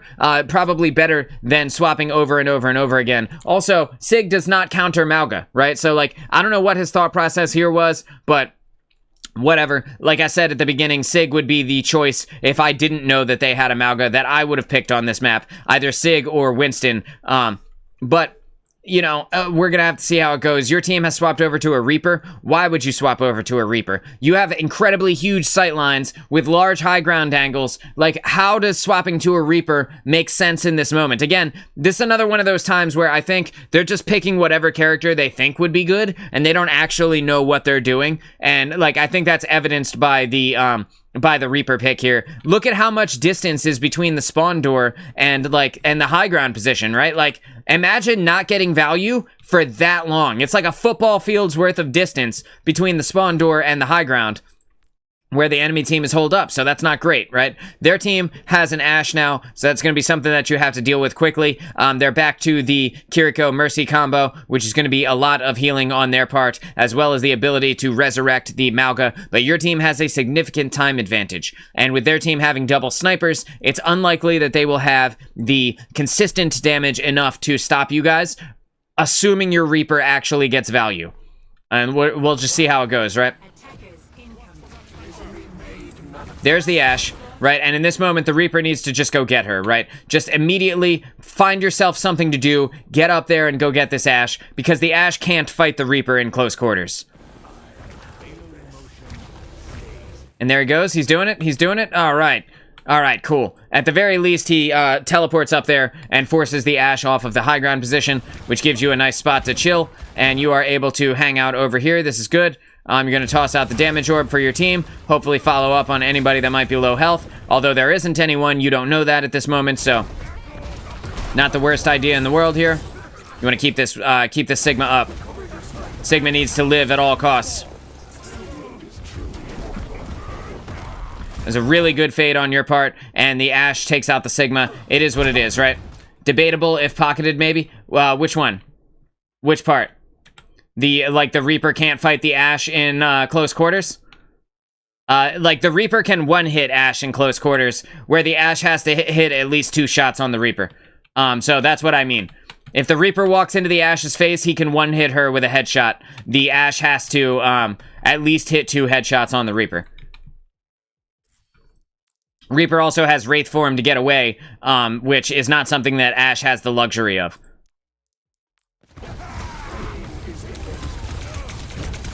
Yeah, it's time to go. Time to fade out of there. You're dead. You needed to fade in the other direction.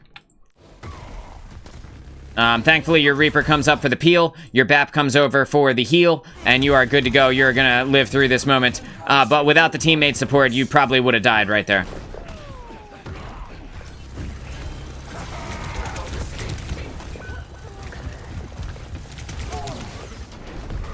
That's good use of the payload there as a piece of cover, and unfortunately you got charged into oblivion. It is what it is, but we're not contesting this high ground, which is the real issue here, right? So, like, yes, BAP is up here, and he's putting in some damage, but this is where the real threat is coming from, right? So the Widow being uncontested, the Kiriko being able to throw her kunai, right? Like, this is the real scary part up here, and like, yes, these guys are dangerous, whatever, but if we don't stop them from having full view on us, we're basically just fish in a barrel at that point, you know?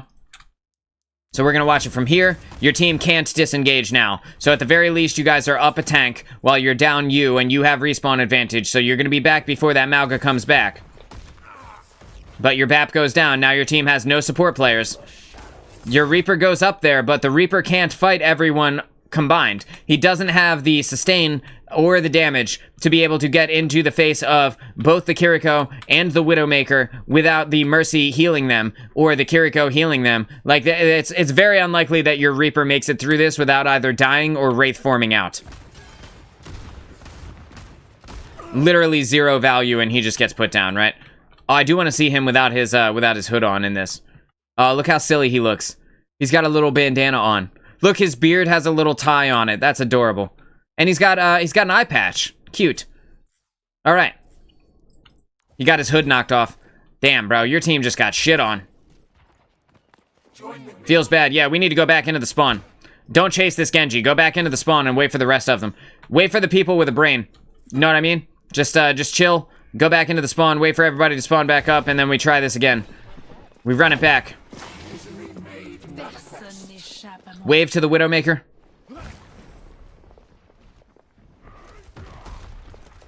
To assert dominance.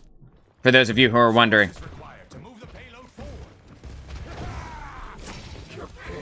Okay.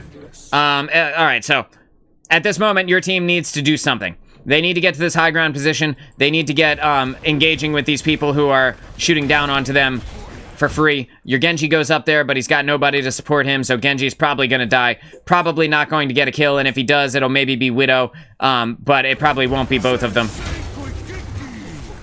Yes, just keep everyone alive. Just keep everyone alive. Your team will win this against this Malga. Good shit.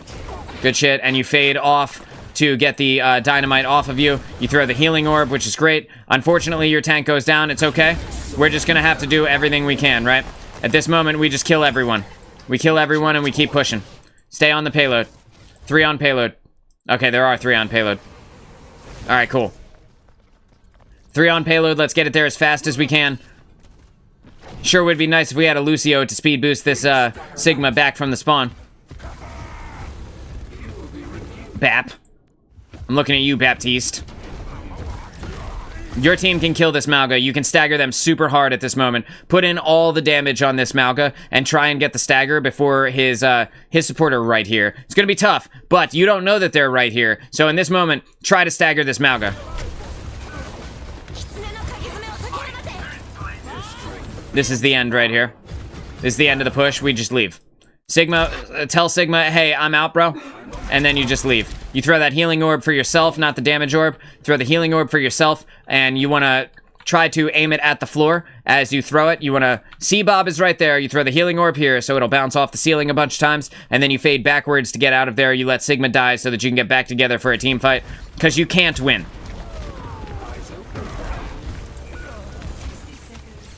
Grab the health pack, and then get ready to fade out of there. Throw the healing orb for yourself. Don't throw the damage orb. You don't need it. You do need to crouch here, though. If you're gonna at least, if you're gonna stay, at least crouch. Yes, there you go. There you go. Good. Good thinking. Now we have a Winston, which is hard countered by this Malga, so maybe not the best pick. Man. This is tough. This is getting scary, right? We're down to 38 seconds left. We've squandered our entire lead that we had. We had 3.5 minutes, and your team's terrible character choices. They failed at character creation, right? I have put you in a spot where you're now going to have to really fight this out. It's going to be win or lose based on the decisions we make next.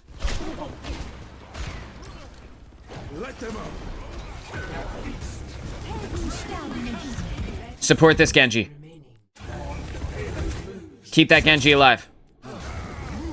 Good. Stay on payload. Yep, just stay on payload. You see the Sombra here. This is good. You can also damage up on this Mercy, who is very low health here. You can see the beam is on her. But your BAP is able to kill the Mercy, which is great. Your Winston needs to get out of the way.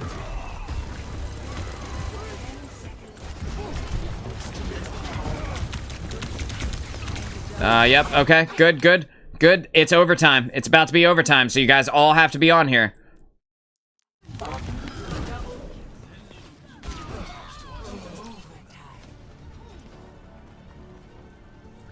Oof, okay. We gotta win every fight from this point until the very end.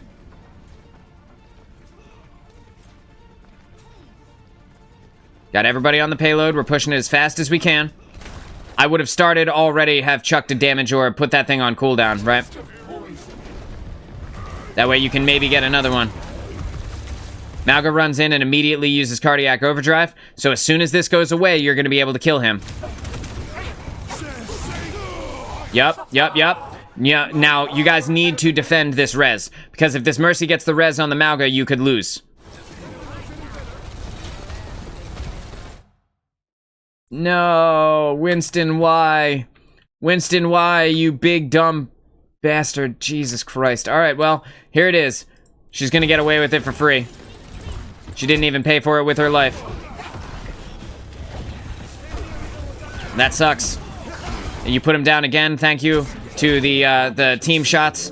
And probably didn't need to use that Reaper ultimate there, but at least you got him down, right? Pushing everybody off in this moment, doing your best. And you got hacked out of your ultimate by the Sombra.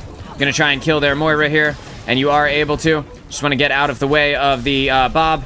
Try and keep your team alive as best you can. Make sure that you're line of sighting Bob with the payload here, and your team is able to get Bob down, which is great. If the Malga jumps down, then he just dies. You hear the Sombra is here. But you're looking for your moment, trying to keep your team alive. Definitely would have thrown the healing orb here, because you need the sustain more than you need the tiny bit of damage that the healing orb can put out. It's exponentially more powerful to keep your team alive, potentially saving like 1 or 2 people's lives, and then utilizing their damage, than it is to get like the 200 damage or whatever it would be out of the damage orb. This is great. You're alive at the very least, right? Keep your Winston alive here. She's more annoying than she is anything at this moment, right? We are funneling damage into this Malgo while a Lifeweaver is back here healing him up for free. You are the anti-Lifeweaver as Moira. You can go and walk into his face, and the only thing he can do about it is use his movement ability to escape and then pedal. This is good. This is great. Great. Awesome. Your Genji is doing work right now, doing work. Awesome. Oh my god, bro. You guys have really pulled it together in the last few seconds. Just took a little fire under your ass, huh? Throw the healing orb. Put it on cooldown. Yes, good. Good, good, good. Put it on cooldown. The faster it's on cooldown, the faster you have it back. See that the Echo is above you? Still with the healing orb, I think in this moment you'll charge Cole faster by healing and your team will be more likely to win by keeping them alive. You need as many people alive as possible. This is the moment, right? This is the moment where we win or lose based on what happens now. You need a coalescence. You absolutely must live long enough to get this coalescence. So you need to call it out. Reaper, I need you to Wraith form on the point so that he can stall and not take you guys out of the overtime timer so that you can get to safety and charge up the remaining 8% you need until Cole. Yes, and you immediately press it. Good. And you get that Torbjorn down. This is great. Keeping your team alive as best you can. Stay on it. Stay on it. Stay on it. No! Oh god, please don't C9 the point. Yep, you're doing your best. You're doing your best. Oh god, it's... Oh no. Oh, it's so close. Cell, it was so close. What a game, dude. What a game. And for those of you who are wondering, the end scoreboard in that game, Cell had 10,992 healing and 10,992 damage and 25,000 healing. An extremely formidable match in terms of your numbers. Looking really nice on the numbers. 10 deaths, 43 eliminations. The Hanzo on their team had 79 elims and 9 deaths. And when you think about that, that is ridiculously huge, right? Like a gigantic amount of elims that you had on your team. The only unfortunate thing is that, like, your team didn't get together and fight out that team fight until the very end. And your tank kept swapping tanks, and because he kept swapping, he never made it to the point where he could, like, be good at something against the Malga. Like, he didn't... Like, he won a round and then swapped off of the tank he won with, knowing that the Malga was still there. Like, very odd choices on his part. I think that your play was very good here. One thing that you do a lot is you throw the damage orb when it's not really necessary. I think if I were to give you a Moira tip, it would be to throw the healing orb more, because your team staying alive is more important than the small amount of damage that you can get from the damage orb. Don't forget that the damage orb is most useful at finishing off low health targets that try to escape, and so you can use it in that way and gain the ultimate charge from that a little bit. And you can also put it on cooldown while you are traveling in between places, and put it on cooldown with the damage orb and use that for like the 2 or 3% ultimate charge that you might gain from it. But in a team fight scenario, The healing orb is always going to be more powerful than the damage orb, assuming that you can keep it on your team, because the amount of sustain that you give to your team is directly representative of the amount of damage that they're able to put out before they die, right? So, like, the more healing you can put on them, the more likely it will be for them to live. The damage orb also charges up your heal spray. It does, but the damage orb charges it so little that it's almost not even worth thinking about. The healing orb, it puts out so much healing comparatively that it will, like, save you from needing to use the heal spray to begin with. Does that make sense? And then you can use the more powerful beam to actually deal the damage that you can actually point towards the target that you want dead. Which will also charge the heal, but you may not even need to use the spray because your healing orb topped them off in the moments when they needed it most. The Ana play was very strong. I think if there were a tip that I could give you, it would be to get more practice in with Ana so that you get more used to the trajectory of the grenade, because the grenade is her most valuable ability by a long shot, and being able to hit it is like the win or loss factor of playing Ana. Your positioning is very strong. Don't forget about your high ground and try to reposition into high ground positions wherever you can when you're playing Ana. The decision making that you have is extremely solid. You know exactly what to do in the situations when you need to do it, although it takes a second sometimes for you to think about it because you don't have as much time playing Ana. And so that's going to be the next thing. Like, just play her some more, and I think that you'll be ready to roll. But also remember that Ana is not necessarily the best pick when you could be using a Kiriko or a Lucio or a Moira, or, you know, Ana is not bad, but there needs to be a reason for that anti-heal to pick her over, like, say, like those three, like the big three, right? The anti-heal is really good against Roadhog. It's really good against Malga, so arguably in this team game, this was a good choice to have chosen Ana. But just remember that there are better picks with stronger ultimates and just as strong of a neutral game. So keep that in mind as well. I think you did really good in this gameplay, Cell. Thank you for sending in the gameplay to review. And I'm sorry you didn't get the W, but it was so close to the end. You almost had it. You almost had it. At the very end, that cage fight took you down. Hamada, what's going on, dude? How are you? Hamada's over on Twitch, and for those of you who are not aware, we are also streaming on Twitch on the DudeNoWay gaming channel, and we are live on YouTube on the DudeNoWay live channel, which is where we store all of our VODs for the long term. So if you want to come back and watch these gameplay reviews in the future, you can always do it over on YouTube. All good, bro. It's good to hear. It's good to hear. Have you tried out Pantheon? Did you like it? Pantheon is a new mode in Destiny. It's a raid mode that they just released for those of you who aren't aware. And basically, it's just like a boss rush type of raid mode where you go from, they handpicked a couple of bosses from different raids, and they allow you to get some of the weapons from the raids, the raid exotics, and assuming that you complete them, at the end of it, you can snag some of the raid exotics from the bosses that are in there. Not yet. Yeah, I haven't done it yet either, but it does look cool. And I'll be interested to see how the community feels about it after it hits, like, the -20 light level in a couple of weeks here. I think that, very few people are going to be able to complete the final week of Pantheon, and I think, you know, that's not necessarily a bad thing.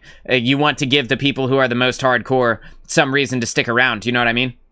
Some reason to want to be as hardcore as they are, and giving them Pantheon in that way with the -20 light level deficit makes it so that they spent all that time, like, building up their character and making themselves good and making their build strong and stuff like that, and now they actually have a place to go and use the build, which I think is solid. Smart thinking on Bungie's part. Not necessarily something that is great for the community overall, because I think less people will get use out of it than maybe they would have liked. But that being said, the most hardcore of the most hardcore will get to flex their muscles, and I think that's always a good thing, because those are the people that play your game, you know, for years to come. Those are the people that go to work and talk about your game. Those are the people that get their friends to play the game. You know, so it's never a bad thing to cater to that audience a little bit. Cell says, yes, thank you for the VOD review. I would love to main Ana, honestly, and learn how to carry with her. I only started playing her last month. Ana is going to get a little bit of a minor buff in the mid-season patch as well. Don't forget, because she does not actually crit with her weapon, so the damage reduction from tanks that will be applied to everyone else, the 25% damage reduction to headshots, will not actually affect Ana, and because of that, she will be a little bit stronger. And in addition to that, the damage over time abilities are not affected by the armor changes the same way that other weapons are. So when the armor is changing in the mid-season patch, for those of you who don't know, the armor is going from a 30% damage reduction overall to a 5 reduction to the damage of whatever shot the tank takes, and then up to 50% of the damage, right? But because the damage over time is factored differently, it actually only removes 5 damage from the Ana's shots in terms of the total damage, which is actually a net buff compared to the current 30% version of the armor's damage reduction. So Ana will actually be hitting a little bit harder in the next patch than she is right now against tanks specifically.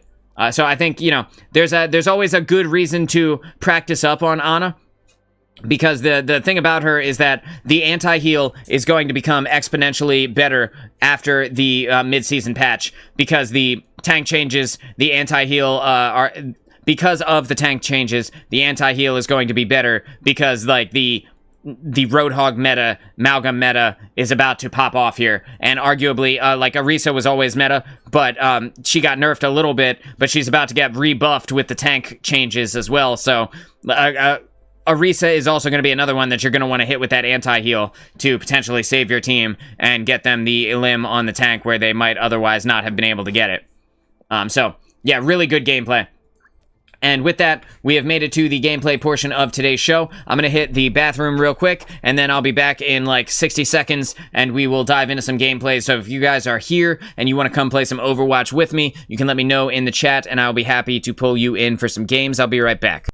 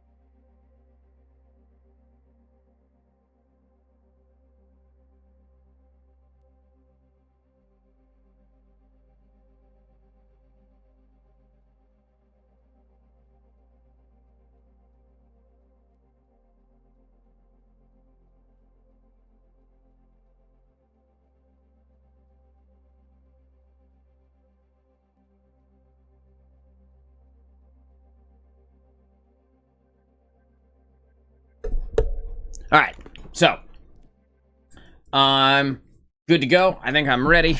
Good to queue up here. Just want to make sure nobody is on. I don't think they are. Nope. Okay, here we go. Diving in. Sorry if I look weird today.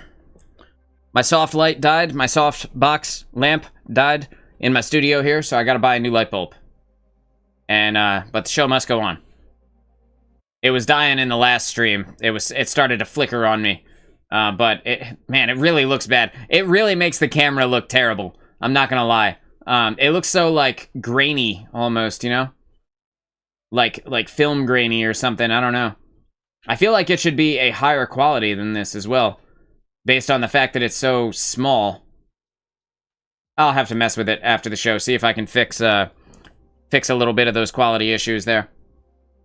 It is freezing in here, dude. I don't know why it's so cold today.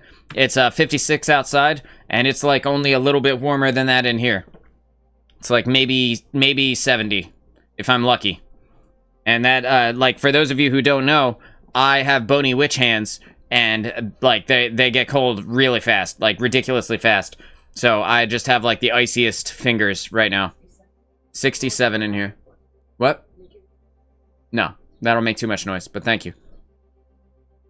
Spud, what's going on? Welcome to the show. How was your Saturday? And I guess, how was your Sunday as well? Since I didn't, you know, it's like Sunday night for you. Got a mustache hair. Trying to pick my nose for me. Relax, mustache hair. I'll pick it when the stream is over.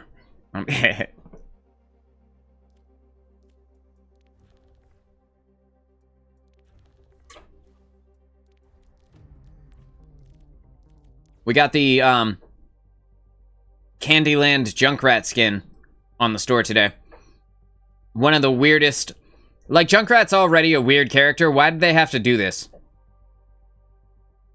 What makes them think anybody wants to play with this? I actually slept since you weren't on. I managed to sleep early. I apologize for keeping you from your sleep. Did you get the 3rd degree about making the Campbell's special soup meme? I know he said he was going to talk to you. Also, hello, James, if you can hear the sound of my voice. I can play, haven't warmed up at all. Okay, I'll pick you up after this one. Actually, can I hit cancel? Hey, I can hit cancel. All right, I'll pick you up now.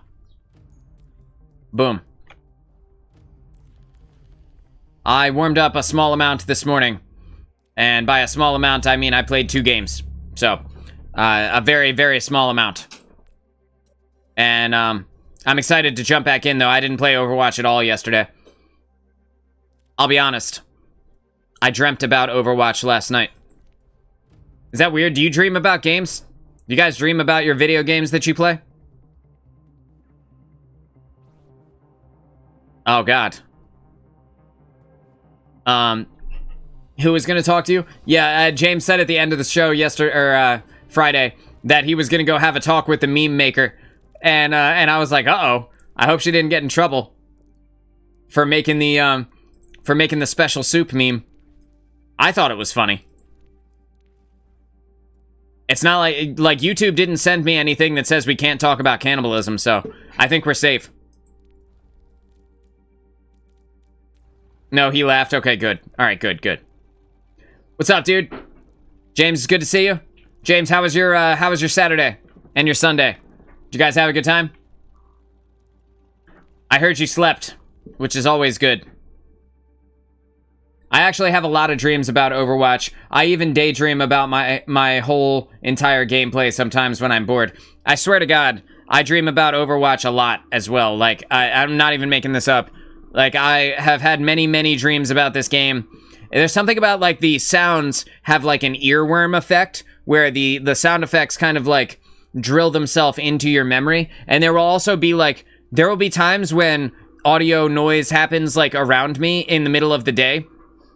And I swear it sounds like an Overwatch sound, right? Like, it'll, like an ultimate going off, or, like, somebody's gun, or something like that. Like, stuff will happen around me, and I'll be like, man, that sounds like Overwatch. It's so weird. Let's see. Last night, I was Widowmaker and missed a lot of my shots in my own dream. Yo, that's how I play Widow in real life. Fun fact. I haven't played Widow in a minute, dude. It has been a while. I also sleep talk sometimes, and my boyfriend caught me sleep talking about Overwatch comms. Good, mate. How about yourself? I'm doing good, man. I'm doing really good. Today is Sunday here. It's Sunday, just became Sunday afternoon, so I'm looking forward to eating some lunch here in a little bit, and my daughter's at her mom's, so she will be back later on, so I have like the Sunday afternoon to myself. So Star and I are gonna have some lunch, and we went to Olive Garden yesterday. But I wanna, before I talk about Olive Garden, I wanna talk about the sleep talking Overwatch comms, because I also sleep talk. Sometimes I will catch myself saying things or something like that in my sleep. So Star has had to deal with that for the entire time we've been together, right? So the amount of sleep talking that I do is largely dependent on how much alcohol I've drank, but even still, sometimes I still sleep talk a little bit. But there was one night where she was asleep, and she woke up in the middle of the night to tell me to push the payload. And if that isn't the funniest thing, you know, like, what a great moment. What an amazing moment, dude. She woke up in the middle of the night. She was like, we gotta push the payload. I was like, yeah, we do. I gotta charge up this railgun shot. The Widowmaker is in the high ground up there, so I gotta be careful about her. Genji is using deflect here, so I gotta be careful about him. Just gonna back up a little bit. Just backing up a little bit. Looking for my moment. And unfortunately, I put that rail into the Sigma shield. At the moment, Sigma put the shield up. Just gonna wait for my heal from my team here. Try to stay out of the way of the Genji's deflect and the Widowmaker's line of sight there. And I will read those messages in a second. I just saw that there are messages there. Not gonna shoot into the kinetic grasp of the Sigma. We're just gonna put the heavy damage into him. And now we're gonna ward off the Resurrect to make sure that the Sigma can't actually get the res here. We know that the Genji is in the side room here.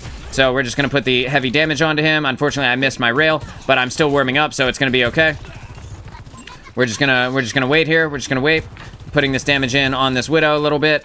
Don't want to get too aggressive and out of position there, but I do want to put the shots in on her. Gonna go ahead and headshot her from across the map. Get fucked. I don't even have a zoom, bitch.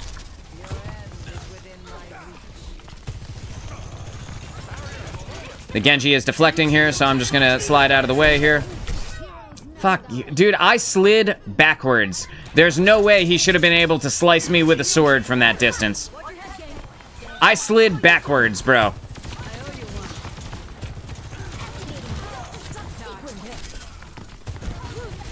Genji. I'm just gonna ward that Genji off a little bit. Not gonna take the angle here from the Widow. Just gonna get out of the way of that. And we're just gonna wait for our moment. Gonna jump up to this high ground here. Gonna force the Genji to jump up to me, and then I'm gonna jump down. He didn't jump up, and that's okay. Gonna put that right there on their Sigma. And I was able to get the damage from the disruptor shot on the Sigma there. Gonna slide up and use my movement ability to try to get up to the high ground position where the Widowmaker was, and she had already left. So we're just gonna go ahead and back off here. I placed Platinum in comp, let's go! I knew you'd be a Plat. You're very strong, you have very strong gameplay. Strong fundamentals, you understand how to play the game. It makes a big difference when you know how to play. Just gonna go ahead and headshot that Widowmaker again. Pinpoint accuracy, baby. She may or may not have stood still. We don't have to talk about that. We need to back off here. Because with our tank out of mech and our team being here, like their team being here even, we gotta be careful about what we do next. This Genji should be on top of me if he's not. And he's not, but that's okay. Our team has lost this fight here. It is what it is, right? It's time to leave. Just backing up and out of the way. Backing up and out of the way. I'm gonna try and put some damage in to save Venture, but it's not gonna be enough. I'm gonna go ahead and slide backwards. Sliding backwards. Using my disruptor shot over on the side there. Put in this damage on this Baptiste from up top. And unfortunately, I got there around the corner, but I am getting the res from the Mercy. It is what it is. We're going to damage up on this Genji here. Damage up on the Genji, waiting for my disruptor shot to come back off cooldown. Bang. I'm going to go ahead and hit that. I'm going to slide backwards and out of the way of the Widow so that I don't put too much damage onto people who don't need it. Going to go ahead and slide backwards again. And the Genji is able to be eliminated immediately by our Widowmaker, which is great. We're going to not give that Baptiste window any amount of value there by just getting out of the way. And the Widowmaker doesn't like me, so she's going to be in a little bit of an ego duel there with me. And I'm just going to not give her what she's looking for in the angle there. Going to go ahead and steal this health pack. And the Bap's going to kill me here unless I get a peel or a heal. And our Mercy is busy dueling the Widowmaker. And while I appreciate what she's doing there, that could have been me dead. But thankfully, we both lived through it. Good job on the Mercy's part. We're going to go ahead and kill this Genji before he has a chance to actually get out of the way. I believe he is still alive back here. We're just... Yep, there we go. And he just got bullied so hard. You just chased him around. You forced him into a position he didn't want to be. And then the stagger happened. Like, he's so upset with himself right now.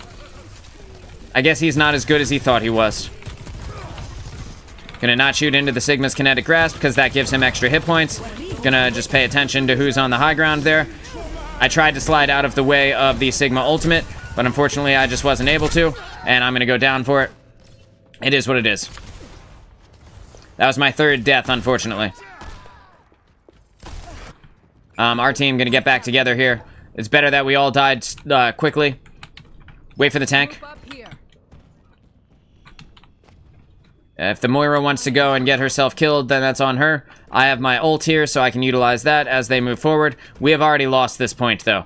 So if we go and contest this, it's going to be very unlikely that we are able to stop them. So Moira just immediately goes up and dies. Classic Moira. Right? And the Genji falls off the map. Classic Genji.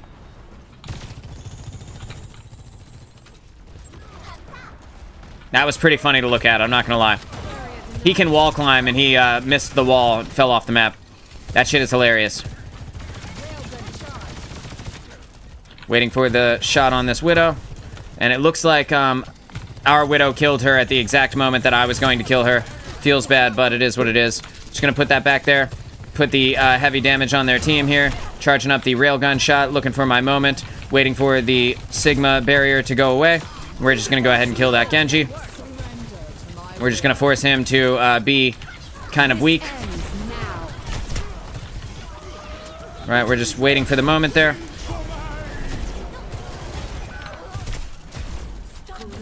And if I could get a heal from this Mercy, then I'd probably live. But we were able to kill the Sigma there, which is great. We have the Genji is diving into our backline, which likely means that he is going for that... Dragon Blade, but unfortunately he was not. Fortunately for him, even he was not able to get it. Just gonna go ahead and kill this Baptiste as well. We know that the Widowmaker is up in the high ground here, so we're just gonna put damage onto her. Jumping up, using my movement ability to jump up into the high ground position, putting damage in on the Sigma shield, but not onto the Sigma's kinetic grasp. Then we're gonna put the disruptor shot onto the kinetic grasp there. Unfortunately, I missed. But the Genji goes down again, and he's probably rethinking his choice of character at this moment. I would not be surprised to see him come back as something else. I missed, hit the body shot on that Widowmaker in the back line there, but my disruptor shot is doing work over on the Sigma here. Gonna wait and not put damage into his kinetic grasp. Charging up the railgun, looking for my moment, waiting for somebody with a little bit of squish to them to come out and out of the way. We're going to... I'm gonna die to this. I don't see how I would live through this. Yeah, no. But he had to use a lot of swipes on me, and that's okay, because I'm pretty sure the Genji will die after that. No. Okay, so our team went down, but that's okay. It is what it is. Like, we get back together. We have a Diva Bomb to ward them off. I'm about to have another Railgun, another Overclock even, so we should be okay here to live. We're gonna kill this Genji. We're just gonna stop him from being good at all. We need to use our ultimates and get to where we need to be. Bro, how many times am I gonna get hit with this Sigma thing when I dove out of the way? I was out of the way, bro. It's so annoying. Anyway. Yeah, so unfortunately we didn't get to use our ultimates here. And this is going to be the end, I think, on this moment. The last few seconds here. Gonna disrupt a shot. Use the... Yes, yes, yes. And I died. It is what it is. But I went in there and I disrupted long enough for us to be able to actually put the Diva Bomb on it. This is going to be the end right here. This is where they take it. It's unfortunate. Sad that we didn't make it, but it is what it is, you know? This ends now. Yeah, that was the only thing I could do, right? The only thing I could do would be to jump on it at the very end. It is what it is, right? Mercy. I barely know her. I don't know who Mercy is. But we did fine. We did fine. The amount of times that I got hit with this Sigma ultimate when I was out of the Sigma ultimate is crazy, dude. It's crazy. I would love to go back and rewatch this. He might have some latency, or maybe I do, but 100% I was out of that goddamn Sigma ultimate, bro. At least 2 of the 3 times it hit me. I intentionally slid directly into the corner so that I would not be killed by it. Gonna go ahead and endorse Spuds. I will endorse the Tracer as well. Very good team, though. Good team to have been playing against. And they had good numbers, and so did we. It is what it is. That was our warm-up game. And we'll probably have a couple more of those as we both find our groove here. Thank you. I lost one game, but if you ever wanted to play together in comp, we can. Yeah, definitely. You guys should. I'm still up in the air about whether or not I want to play. I might want to at some point. I'm not sure, though.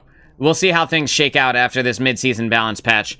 I want to see what the tank lineup is looking like and how strong tank feels. There's a good possibility that tank may be unkillable death gods after this. So I might want to roll and like practice a little bit more of tank after that. We'll see, though. They're just getting so many buffs, you know? A ridiculously huge amount of buffs for the tank role. And in addition to that, I haven't played Wrecking Ball since Overwatch 1, and I would love to throw the game as Wrecking Ball for, I don't know, 100 or 200 matches while I learn how to do all the ridiculous things that he could do here in Overwatch 2. We're in this together. All of us. Fighting battles at such a young We are in a full-on ball meta, You remember to take and it's about to get worse. Sometimes, but I have so We got much Rip to Goats on the other team. That is an extremely experienced Overwatch player. Goats was a meta back in Overwatch 1. One of the hardest metas, and like one of the least fun to play and watch. It was basically just like a bunch of tanks and then like Brig.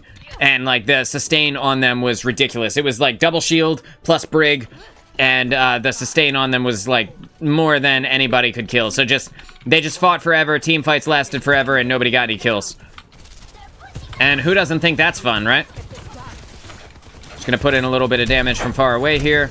Taking some heavy damage, so I'm gonna press Q. I need healing. Zen to your right. Thank you. Waiting for my moment. Not so fast. It's time for me to dive up and out of the way here. Roger that. Oh no. Oh god. Somehow I clicked out of my monitor. Like in the middle of the game, like my cursor went outside my monitor. Onto my second monitor. That's weird, right? That's not something you see every day. I'm gonna use my movement ability to slide backwards here. Put the disruptor shot on the tank. I'm gonna stand in front of the well so that if the tank pulls me backwards, I don't have to worry about getting pulled into her. The Moira is over on the side here. Genji is on top of me right now, so I'm just gonna back up and out of the way. Looks like our team's probably lost this one. Yeah, we lost. Time to go. I missed my one headshot that I needed to hit. Maybe I could have made a difference, but not anymore. Time to go. They win this point. It is what it is. Time to reposition and get over to a different spot. They win that point. If we go and we contest at this moment, not only are we not going to win, but we're not going to be able to contest it after this point, and they're going to push it all the way up to where I'm standing right now. Now, the team went for it, so I'm going to go in.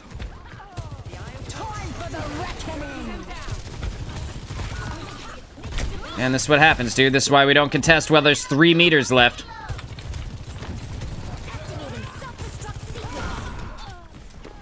I'm out, dude. I'm out. I'm gonna be the voice of reason here. We didn't need to contest that. I'm gonna be the voice of reason here. You don't contest while there's 3 meters left. You let them have it and you regroup. Unless it's the end of the game, right? Unless you're absolutely going to lose if you don't contest. Otherwise, you let them have it and you regroup. Hey. Well, we don't have the appropriate healers to be healing people that can move around in this game, unfortunately. Zen can do it, but he can only put it on one person. Ana needs to be able to hit you with her heal, and when you're a very elusive target, it can be difficult for her to land her shots on you, and that's going to be what it ends up being in this game. This is going to be the problem with this game is going to end up being that we can't sustain long enough to actually do anything. Can't even hit her while she's in the air. Skill orb is killing me. Yep. We just need to leave.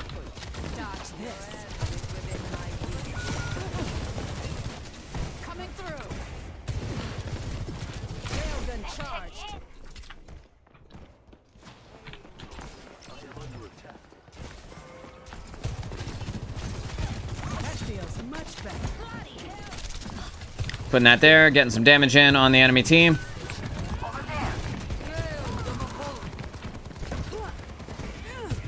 Gonna come back and kill this Moira. So at the very least, we're not using... This Ana's dead. There's nothing we can do to save her. But we can maybe waste the rest of Genji's Dragon Blade on that. And we were able to waste the rest of Genji's Dragon Blade on that, so that's great. The queen is on me, and I am dead here. There's nothing I can do. Yeah, there's nothing. We don't have the sustain to be able to deal with their team. They have a Moira and a Mercy who can heal for free without having to aim, and Moira's healing is significantly higher than whatchamacallit, Zen's.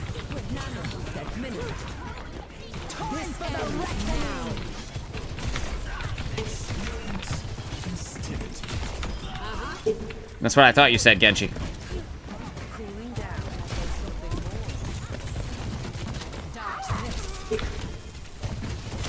Forcing this Moira back, forcing her back with her team here. If she doesn't leave, she's dead. And then I can jump up and out of the way and onto a high ground position. We need to get together. Maybe we can do something. Gonna be very unlikely though.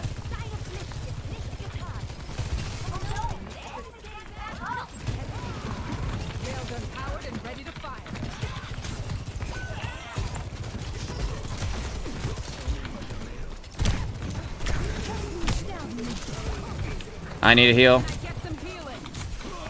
Nope. Nah, dude, we just can't do it. We just can't do it. I mean, you look at their deaths, right? Zen has 7 deaths.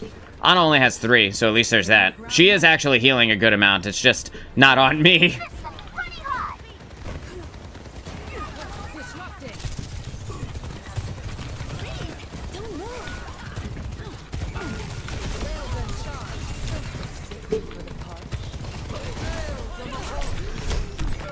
Oh my gosh.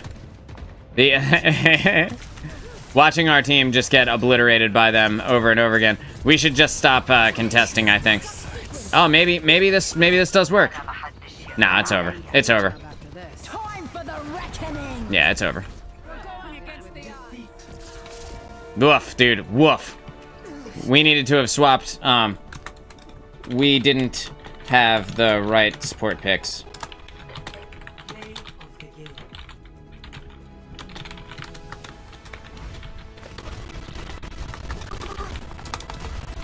Just the wrong heroes.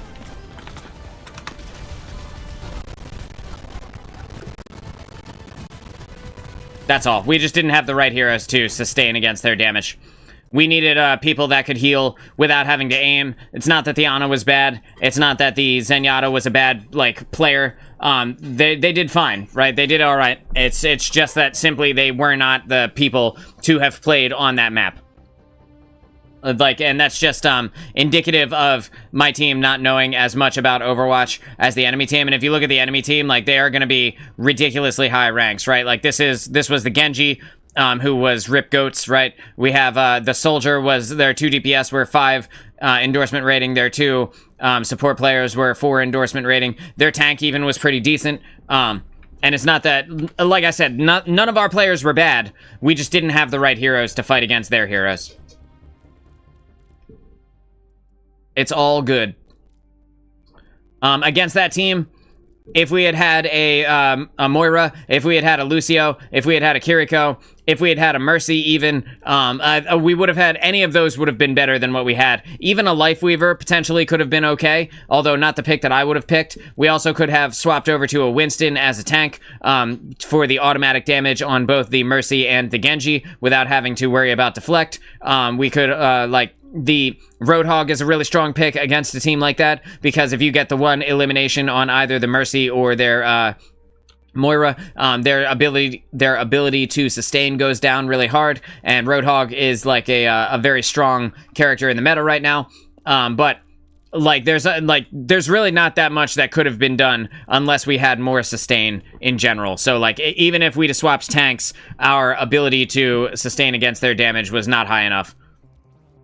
They're funneling. I wish that, I always talk about this, but I wish that there were a healing received part of the scoreboard so that we could see who all of the healing is going to. Because if I had to guess, I'd say that like the 2 support on our team were probably trying to heal Spud as much as they possibly could, but with the amount of damage that Soldier and Genji and the Queen were putting out, like, it didn't matter how much they healed them, right? The DPS passive was making it impossible to keep her inside of a mech. The team was also focus firing, which is a main way to get kills. The most powerful ability in the entire game, the most damaging weapon in the entire game is the team shot. And that's true of every first-person shooter. That's not just Overwatch, but the more you target the same people that your teammates are targeting, the faster things will fall over. It's a good game, though. I had some plays there that I enjoyed, you know? I got to headshot their Mercy, I got to headshot their Genji, so that felt good. We'll come back, we'll get them in the next one. Hopefully we can have some different support picks. Hopefully, in this next meta as well, I'll be interested to see if Junkrat gets buffed to have his 2-shot back. I'll be interested to see if I can pull off some crazy Junkrat shit moving forward. I don't really like this character that much, to be honest. But if he becomes extremely meta, I might swap over and play some Junkrat instead of some Sojourn. The problem is, Sojourn is just always going to be meta, right? She is just like the best, she's the best DPS in the game. And like, even after the mid-season patch, she's still going to be the best DPS in the game. And Tracer is going to take a serious hit. So Tracer's going to go from like S tier right next to Sojourn down to like A tier because her ability to fight tanks is going to be so diminished compared to how it is right now. So it's going to be tough. It's going to be hard to fight the tanks in this upcoming patch. The thing about Roadhog, though, is Roadhog, while he has like 800 health, he doesn't have any armor. So I don't think I'll be playing a lot of D.Va. Might have to switch to Zarya after the change. I think, you know, Zarya could be a good one. Like her ability to live a little bit longer will be good. The main ones that are going to be meta, like Hog is going to be meta, Aris is going to be meta, Malga is going to be meta to a lesser extent, but the biggest one is Wrecking Ball. Wrecking Ball is going to be the most meta tank in the game after these tank changes. And while his primary fire won't be that powerful against tanks, he's gotten so many buffs, and combined with the tank passive that's going in, he's going to be, like, damn near unstoppable. Like, he's just going to be ridiculous in this next meta. So it's going to be worth it for all of us to learn a little bit of Wrecking Ball behavior, you know? A little bit of that interaction.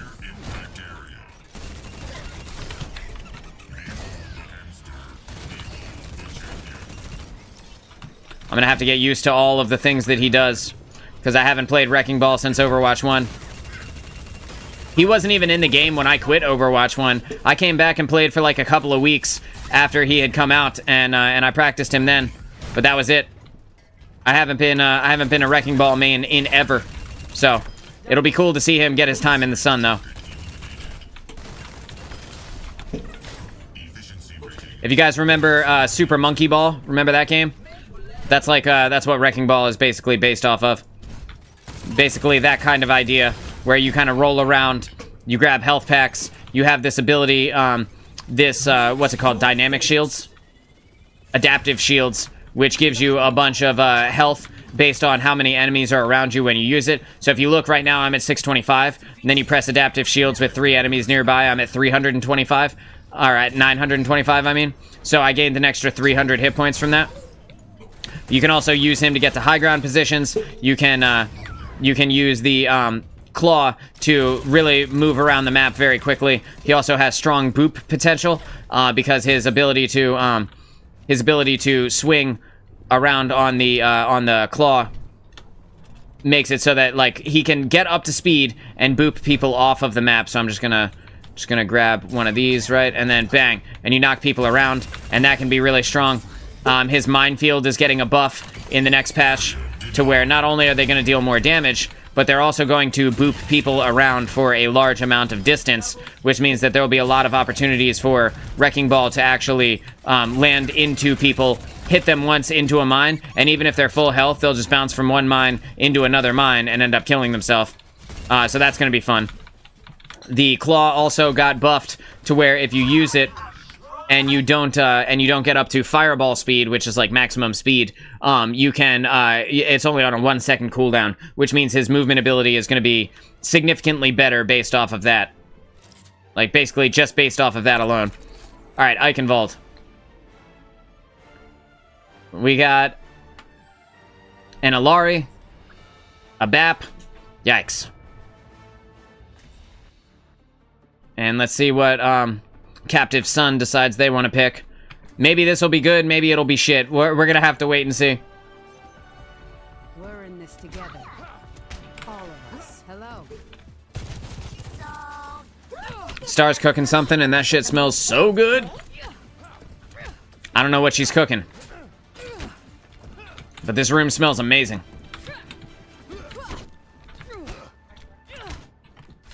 She's making tuna macaroni, apparently. Get ready for the worst flank you'll ever see. We don't necessarily have to flank them. Or is that in response to... No, that's definitely in response to Eichenwald. Yeah, we don't necessarily have to flank them. We can kill them at the choke, potentially. We'll see what happens, right? We'll see who we're facing off against. My fingers are so cold, dude. It's so cold in here.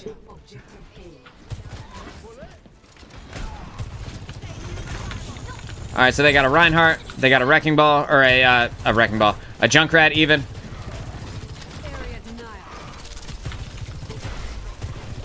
Coming through.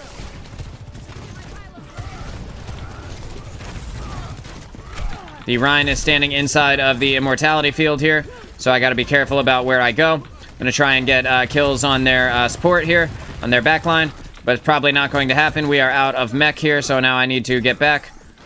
I don't know why it keeps reloading every time I let go of the trigger. It's not broken, right? Oh, I'm lagging, that's why. Uh-oh. You guys, uh-oh. Enemy in my sights. I don't know if you guys are lagging too, but that Ilari just went through the floor on my screen. What is this, bro? What is happening? Look at her, she's moonwalking, bro. I'm so sorry. Okay. Well, I may not be very effective during this match. So, I'm going to swap to something that can get a large amount of effectiveness, regardless of whether I have good internet connection or not.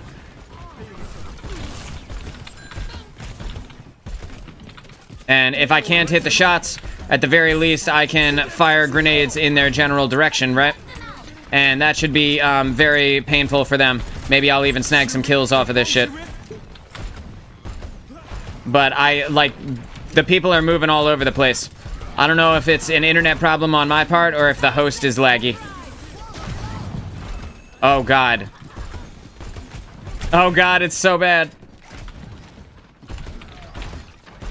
I'm gonna stand still so that you guys can see. Oh, God. Oh, no. I shouldn't have stood still. All right, let's see. Are they still lagging? Looks okay. Hopefully whatever the problem is, it fixed itself. I cannot play Sojourn if the game is lagging because she relies on being pinpoint accurate, like pixel perfect accuracy. So if the game is lagging at all, I can't play this character at all. So that's going to be something to think about here.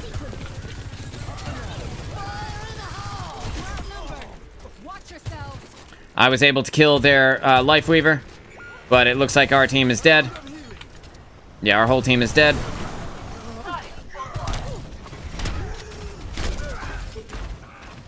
Damn it.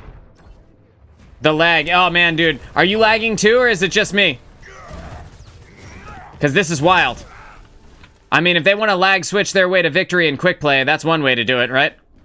Holy shit.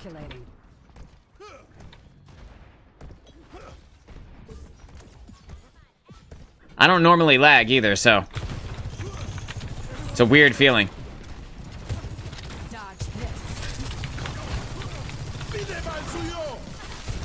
Just want to deny them their value from that window by repositioning to the side here. You are? Okay. All right, well, maybe this is going to be that one where we just, where we lag to death then.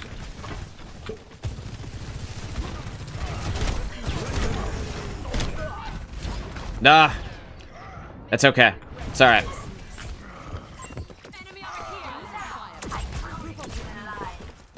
Okay, the tank is down. Push. No one can hide from my sight. Tank is down. Mercy is down. Tank is back up. No, no, fam. You and me are about to have a discussion.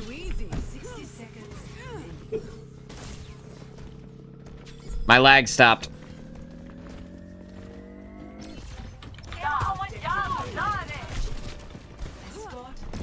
Need repairs. Sorry.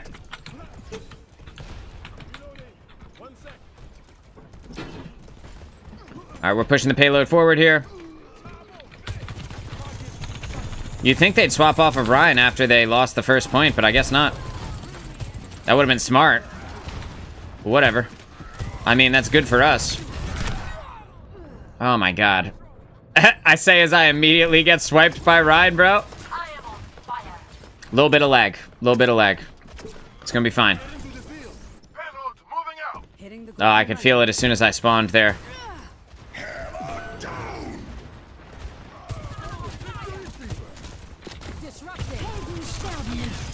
Alright, with the tank dead, we need to not be killed best we can here. We just kill Bob there. We just eliminate Bob. We're good to go. We can keep pushing now. I need a heal, please.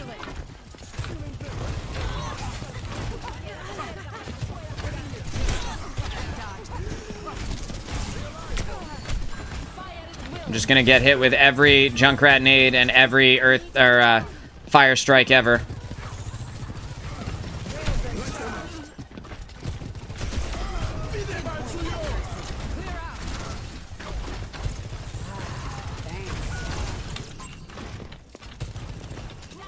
My whole team is dead again.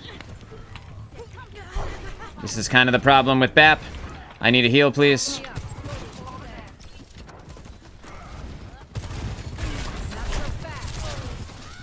This shit is painful. Feels like the lag is subsiding a little bit, so at least there's that, right? Watch out for the Earth Shatter. Earth Shatter's coming.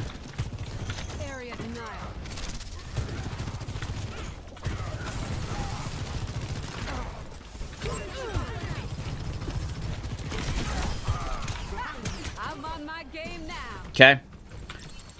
We gotta ward off that res, make sure Mercy doesn't come get it. No one can hide from my sight. Well, that's useful.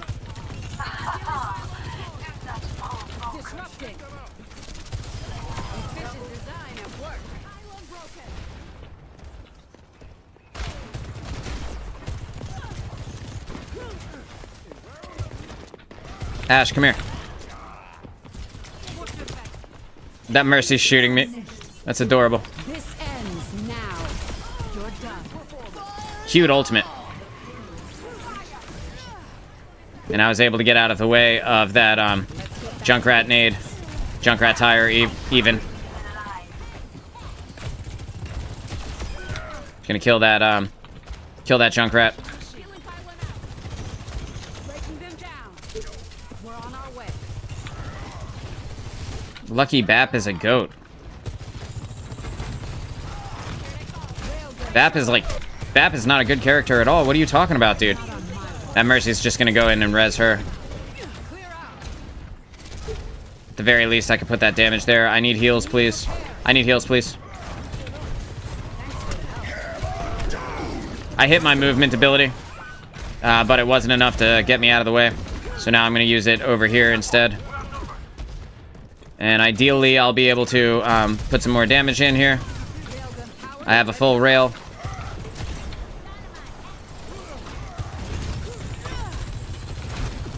Charging up a rail, waiting for the team. Bro. That's okay. I just need the heals to be put on me when it's time. That's all. And we'll be fine. We will live through this. If I can be supported.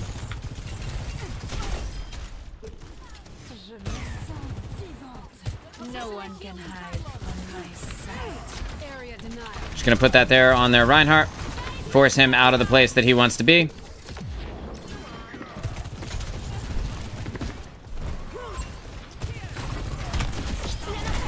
Worth it. Worth it because their Rhine is low. I forced him away for a moment. I got their main damage dealer out of the way, and we have kind of the an equal respawn right there. So during that moment, the Pharah wasn't able to blast our team. Watch out for Pharah ultimate next.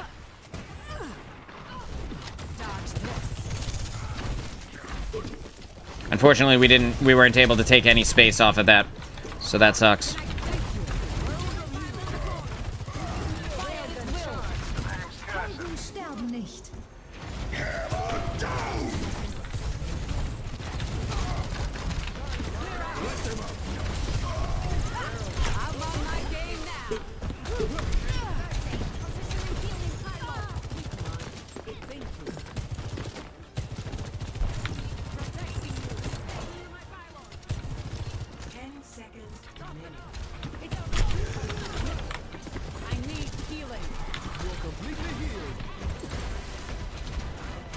Just waiting for the moment.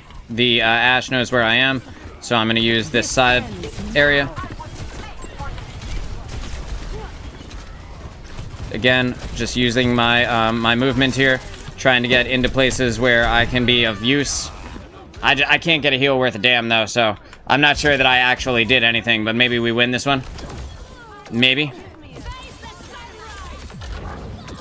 Yeah, that was entirely the team there at the end. The main thing that I needed to do was force them to I'll have to find a better way to engage. turn your DPI bind up, Emma. Who is Emma? Who's Emma? Play of the game.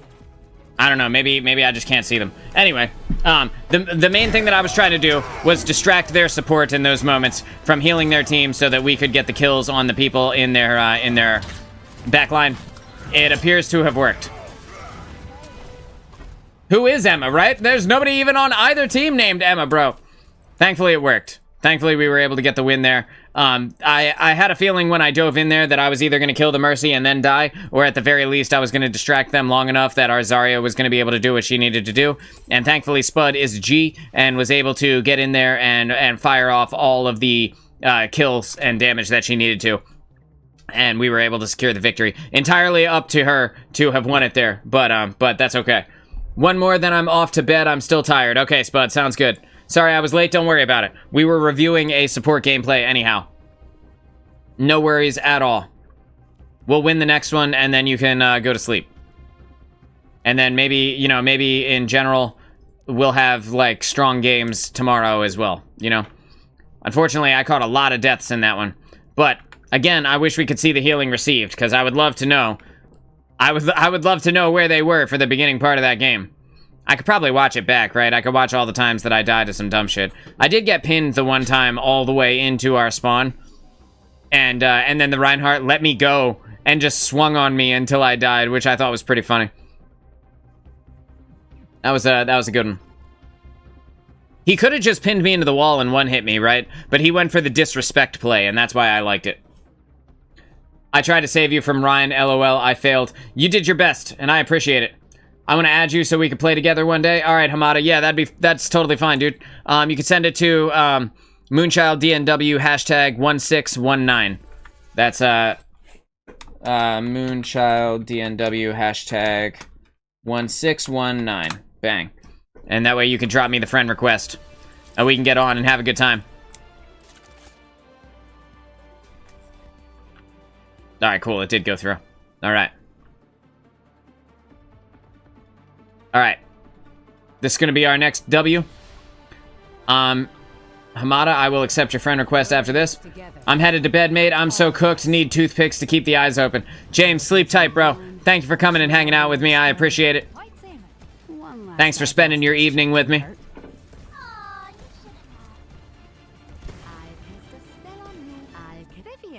What have you been up to? Oh, you know. Gonna go ahead and blast these railings out of the way. And how's Murphy? Doing much better. Now that you aren't feeding her scraps all the time. Okay, good. We're good. Man, I wish I had warmer hands. Alright, we have a really good support squad this time with the Moira and the Mercy. We also have really strong damage with me and Cassidy. They should not be able to win this, I would imagine. They have a Genji, they have a ball. Gonna depend on how good the ball is, I guess. A little bit of assuming that the ball will not be incredible. Gonna wait a second, and now I'm gonna fire this disruptor shot into their team. We're gonna put some damage in on their DPS down there. Gonna damage up on this ball, putting damage in on this ball, charging up the railgun, and then we're looking for our shots here. Just gonna back off a little bit. We see that the ball is pushing our team up a little bit, pushing our team up. See that the Mercy is here. Mercy is low. I am almost to a rail here. Genji, find somebody else to fuck with, bro. Damaging up on the ball. They're gonna res this Genji, who is immediately going to come after me because it is it's part of the DPS ethos that once you get killed by someone, you then have to ego duel them for the rest of the game, right? So very important that he comes and tries to damage me as much as humanly possible. I will go ahead and put some extra damage in on him again. We are not going to be able to stop them. This is actually a pretty good ball player as well. Very fast in his movement, very effective in his dive capabilities here. Just gonna get out of the way so that I don't get killed by their Genji's deflect, and my teammates putting damage into it, which is always a worry. You gotta be careful of standing in the disruptor shot as well. Did not mean to fall down here, but it is what it is. I could just use my movement ability to slide up in this direction here. We got the Genji's Dragon Blade coming out, and in this moment I just need to back off. Just gonna slide on backwards. Just gonna slide back here. This Wrecking Ball can kill me, and it's very likely that he will. Yeah, he can kill you pretty easily when you're a DPS player, especially if he gets either the pile driver or the fireball onto you and boops you into a wall, which is what just happened. I'm getting the res here, so that's good. Cool, awesome. That was my first death, so we're doing okay so far. We're just gonna come around this corner. We're gonna force them back, right? Just gonna force them back. Putting that damage in on their Ana. We're not going to chase her, though. We don't want to be too far out in the open. And yes, they were able to push it pretty far, but we have them pretty far away from their spawn as well. So that's going to be good for us. I'm just going to wait for my heal. Can I get some? Appreciate it. Waiting for the deflect. Putting damage in on this ball. I'm dead here. Not because the ball killed me, but because he booped me into one of his mines. And, like, it was a dangerous place for me to be, so I was trying to get out of the minefield. And unfortunately, the ball, when he runs into you, knocks you around. And he was able to utilize his forced movement ability to force me into one of the mines. But it's all good. Looks like we're holding them just fine. Waiting for the team. Our Cassidy is down there kind of alone right now, and we want to be able to save him if possible. They used a couple of ultimates, and we didn't use ours, so that's good as well. It's going to be hard for them to force the payload forward while we are all here. We're just going to not allow him to get free value on the payload there. With our Moira down here, though, it's going to be very difficult for us to sustain enough to keep him out of the way. With the Genji coming up, I'm just going to put the hard damage onto him. We're just going to fall backwards. That was lag. He just disappeared from in front of me. And I'm really tired of the lag thing, man. I have not lagged really at all in Overwatch, so I'm really surprised to see it all of a sudden.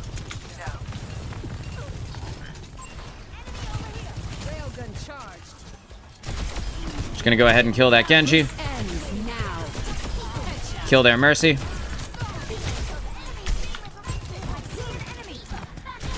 Kill the Genji again. Sorry, fam. It's not gonna be your day. No, exactly.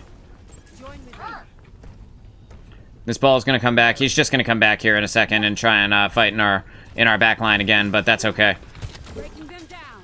Just put that down there. Charge up a little bit of free ultimate charge on the ball, or on the team. And here's the ball again. Rolling through, hoping for his moment. Charging up my railgun here.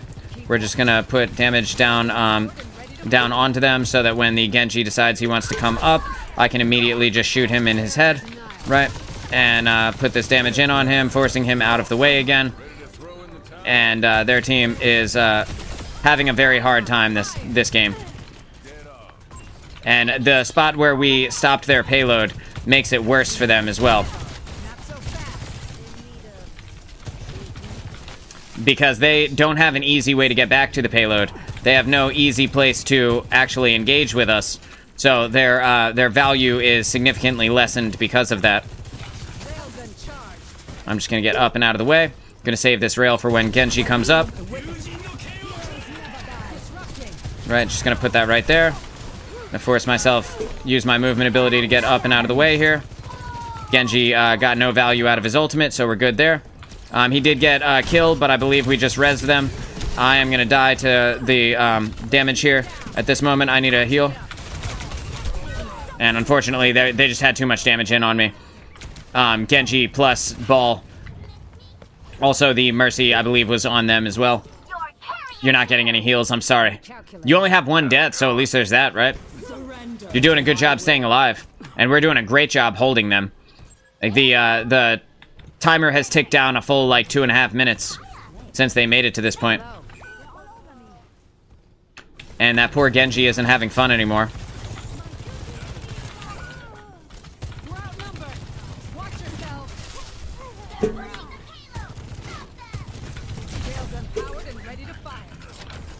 Gonna put that down there. We're gonna destroy this Sims teleporter. Right, charging up the rail on the Sims teleporter. I'm gonna get up and out of the way. This ends now.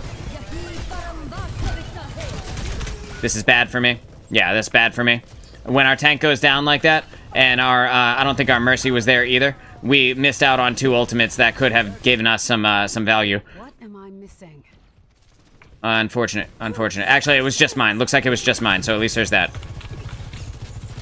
Disrupting.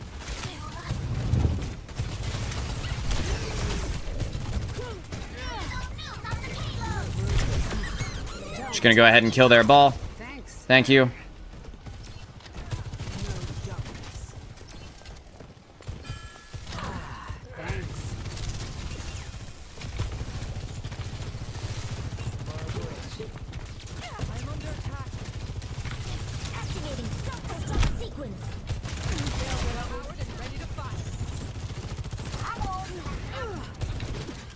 By forcing him away, our team is splitting up, though.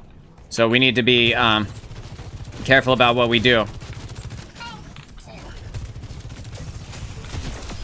Just gonna go ahead and put that ball into the dirt again. Back into the respawn screen with ball. Area denial. Recover your strength. That feels much better.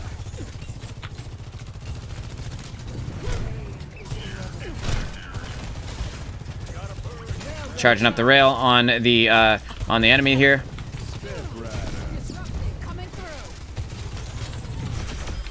Just gonna kill this ball again. Their team should be getting mighty pissed that they don't have a tank and are not able to actually do anything at this moment.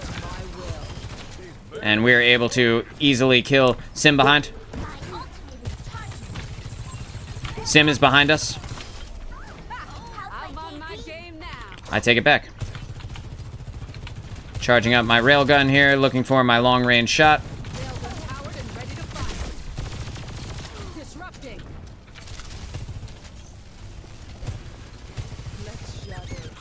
Yep, and we were able to go in there and get the kill on their ball. We're just going to kill their Mercy as well, putting their team into the dirt, effectively killing them pretty well here, doing good so far. It's going to be tough for them to push it all the way. They need to get a full team wipe on us for this to be of any real use. Bang, I can start destroying some of those mines, which are going to make it hard for them to actually do anything.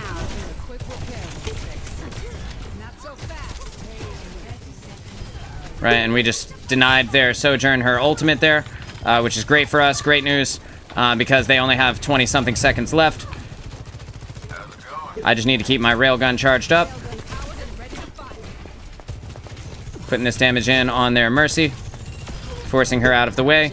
Back into the respawn with her. Saving my railgun here for the time when I have to kill, like, their Sombra or something like that. And that's game. Good game.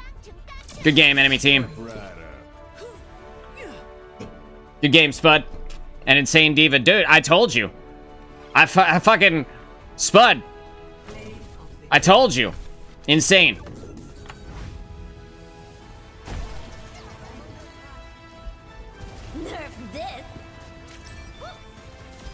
Good game. Oh my god. With the 4-piece, dude. Insane supports.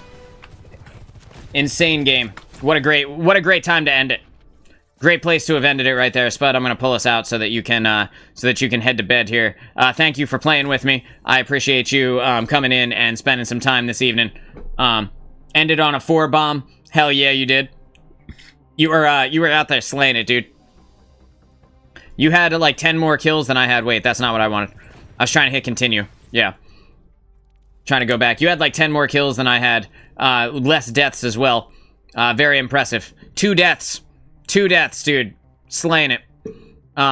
Their ball, too. Their ball just had... like, he had it out for me at the beginning, and then I killed him a few times, and then, like, after that, he never got a chance to be as oppressive as he was at the very beginning. Glad I was helpful. See you tomorrow night. Have a good night, Spud. Thanks for hanging. I appreciate you spending time. And actually, that seems like a good one to end it on for me as well. So I'm gonna go ahead and drop this and start this going here. Cell, good luck with your event today. I hope that you have a very successful event. You know, you sell lots of things or get lots of sponsors or whatever it is. You know, talk to lots of potential clients. You know, do you have like clothes and stuff made up that you're showing off, like new things, or just showing off for the new people? Out of curiosity.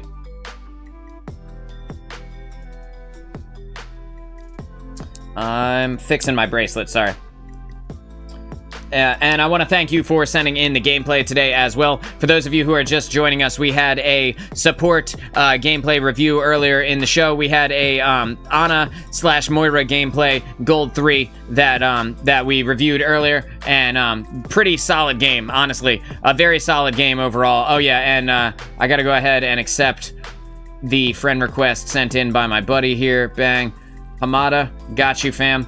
And thank you. I'll let you know how the event goes. Yeah, let me know. And like I said, good luck. I actually made new handmade toy cakes. I shall send a photo in Discord. Yeah, sounds good. And Hamada, I'm looking forward to hanging out with you whenever you do get on. I've been having a lot of fun with Overwatch. It's just a really solid PvP game overall.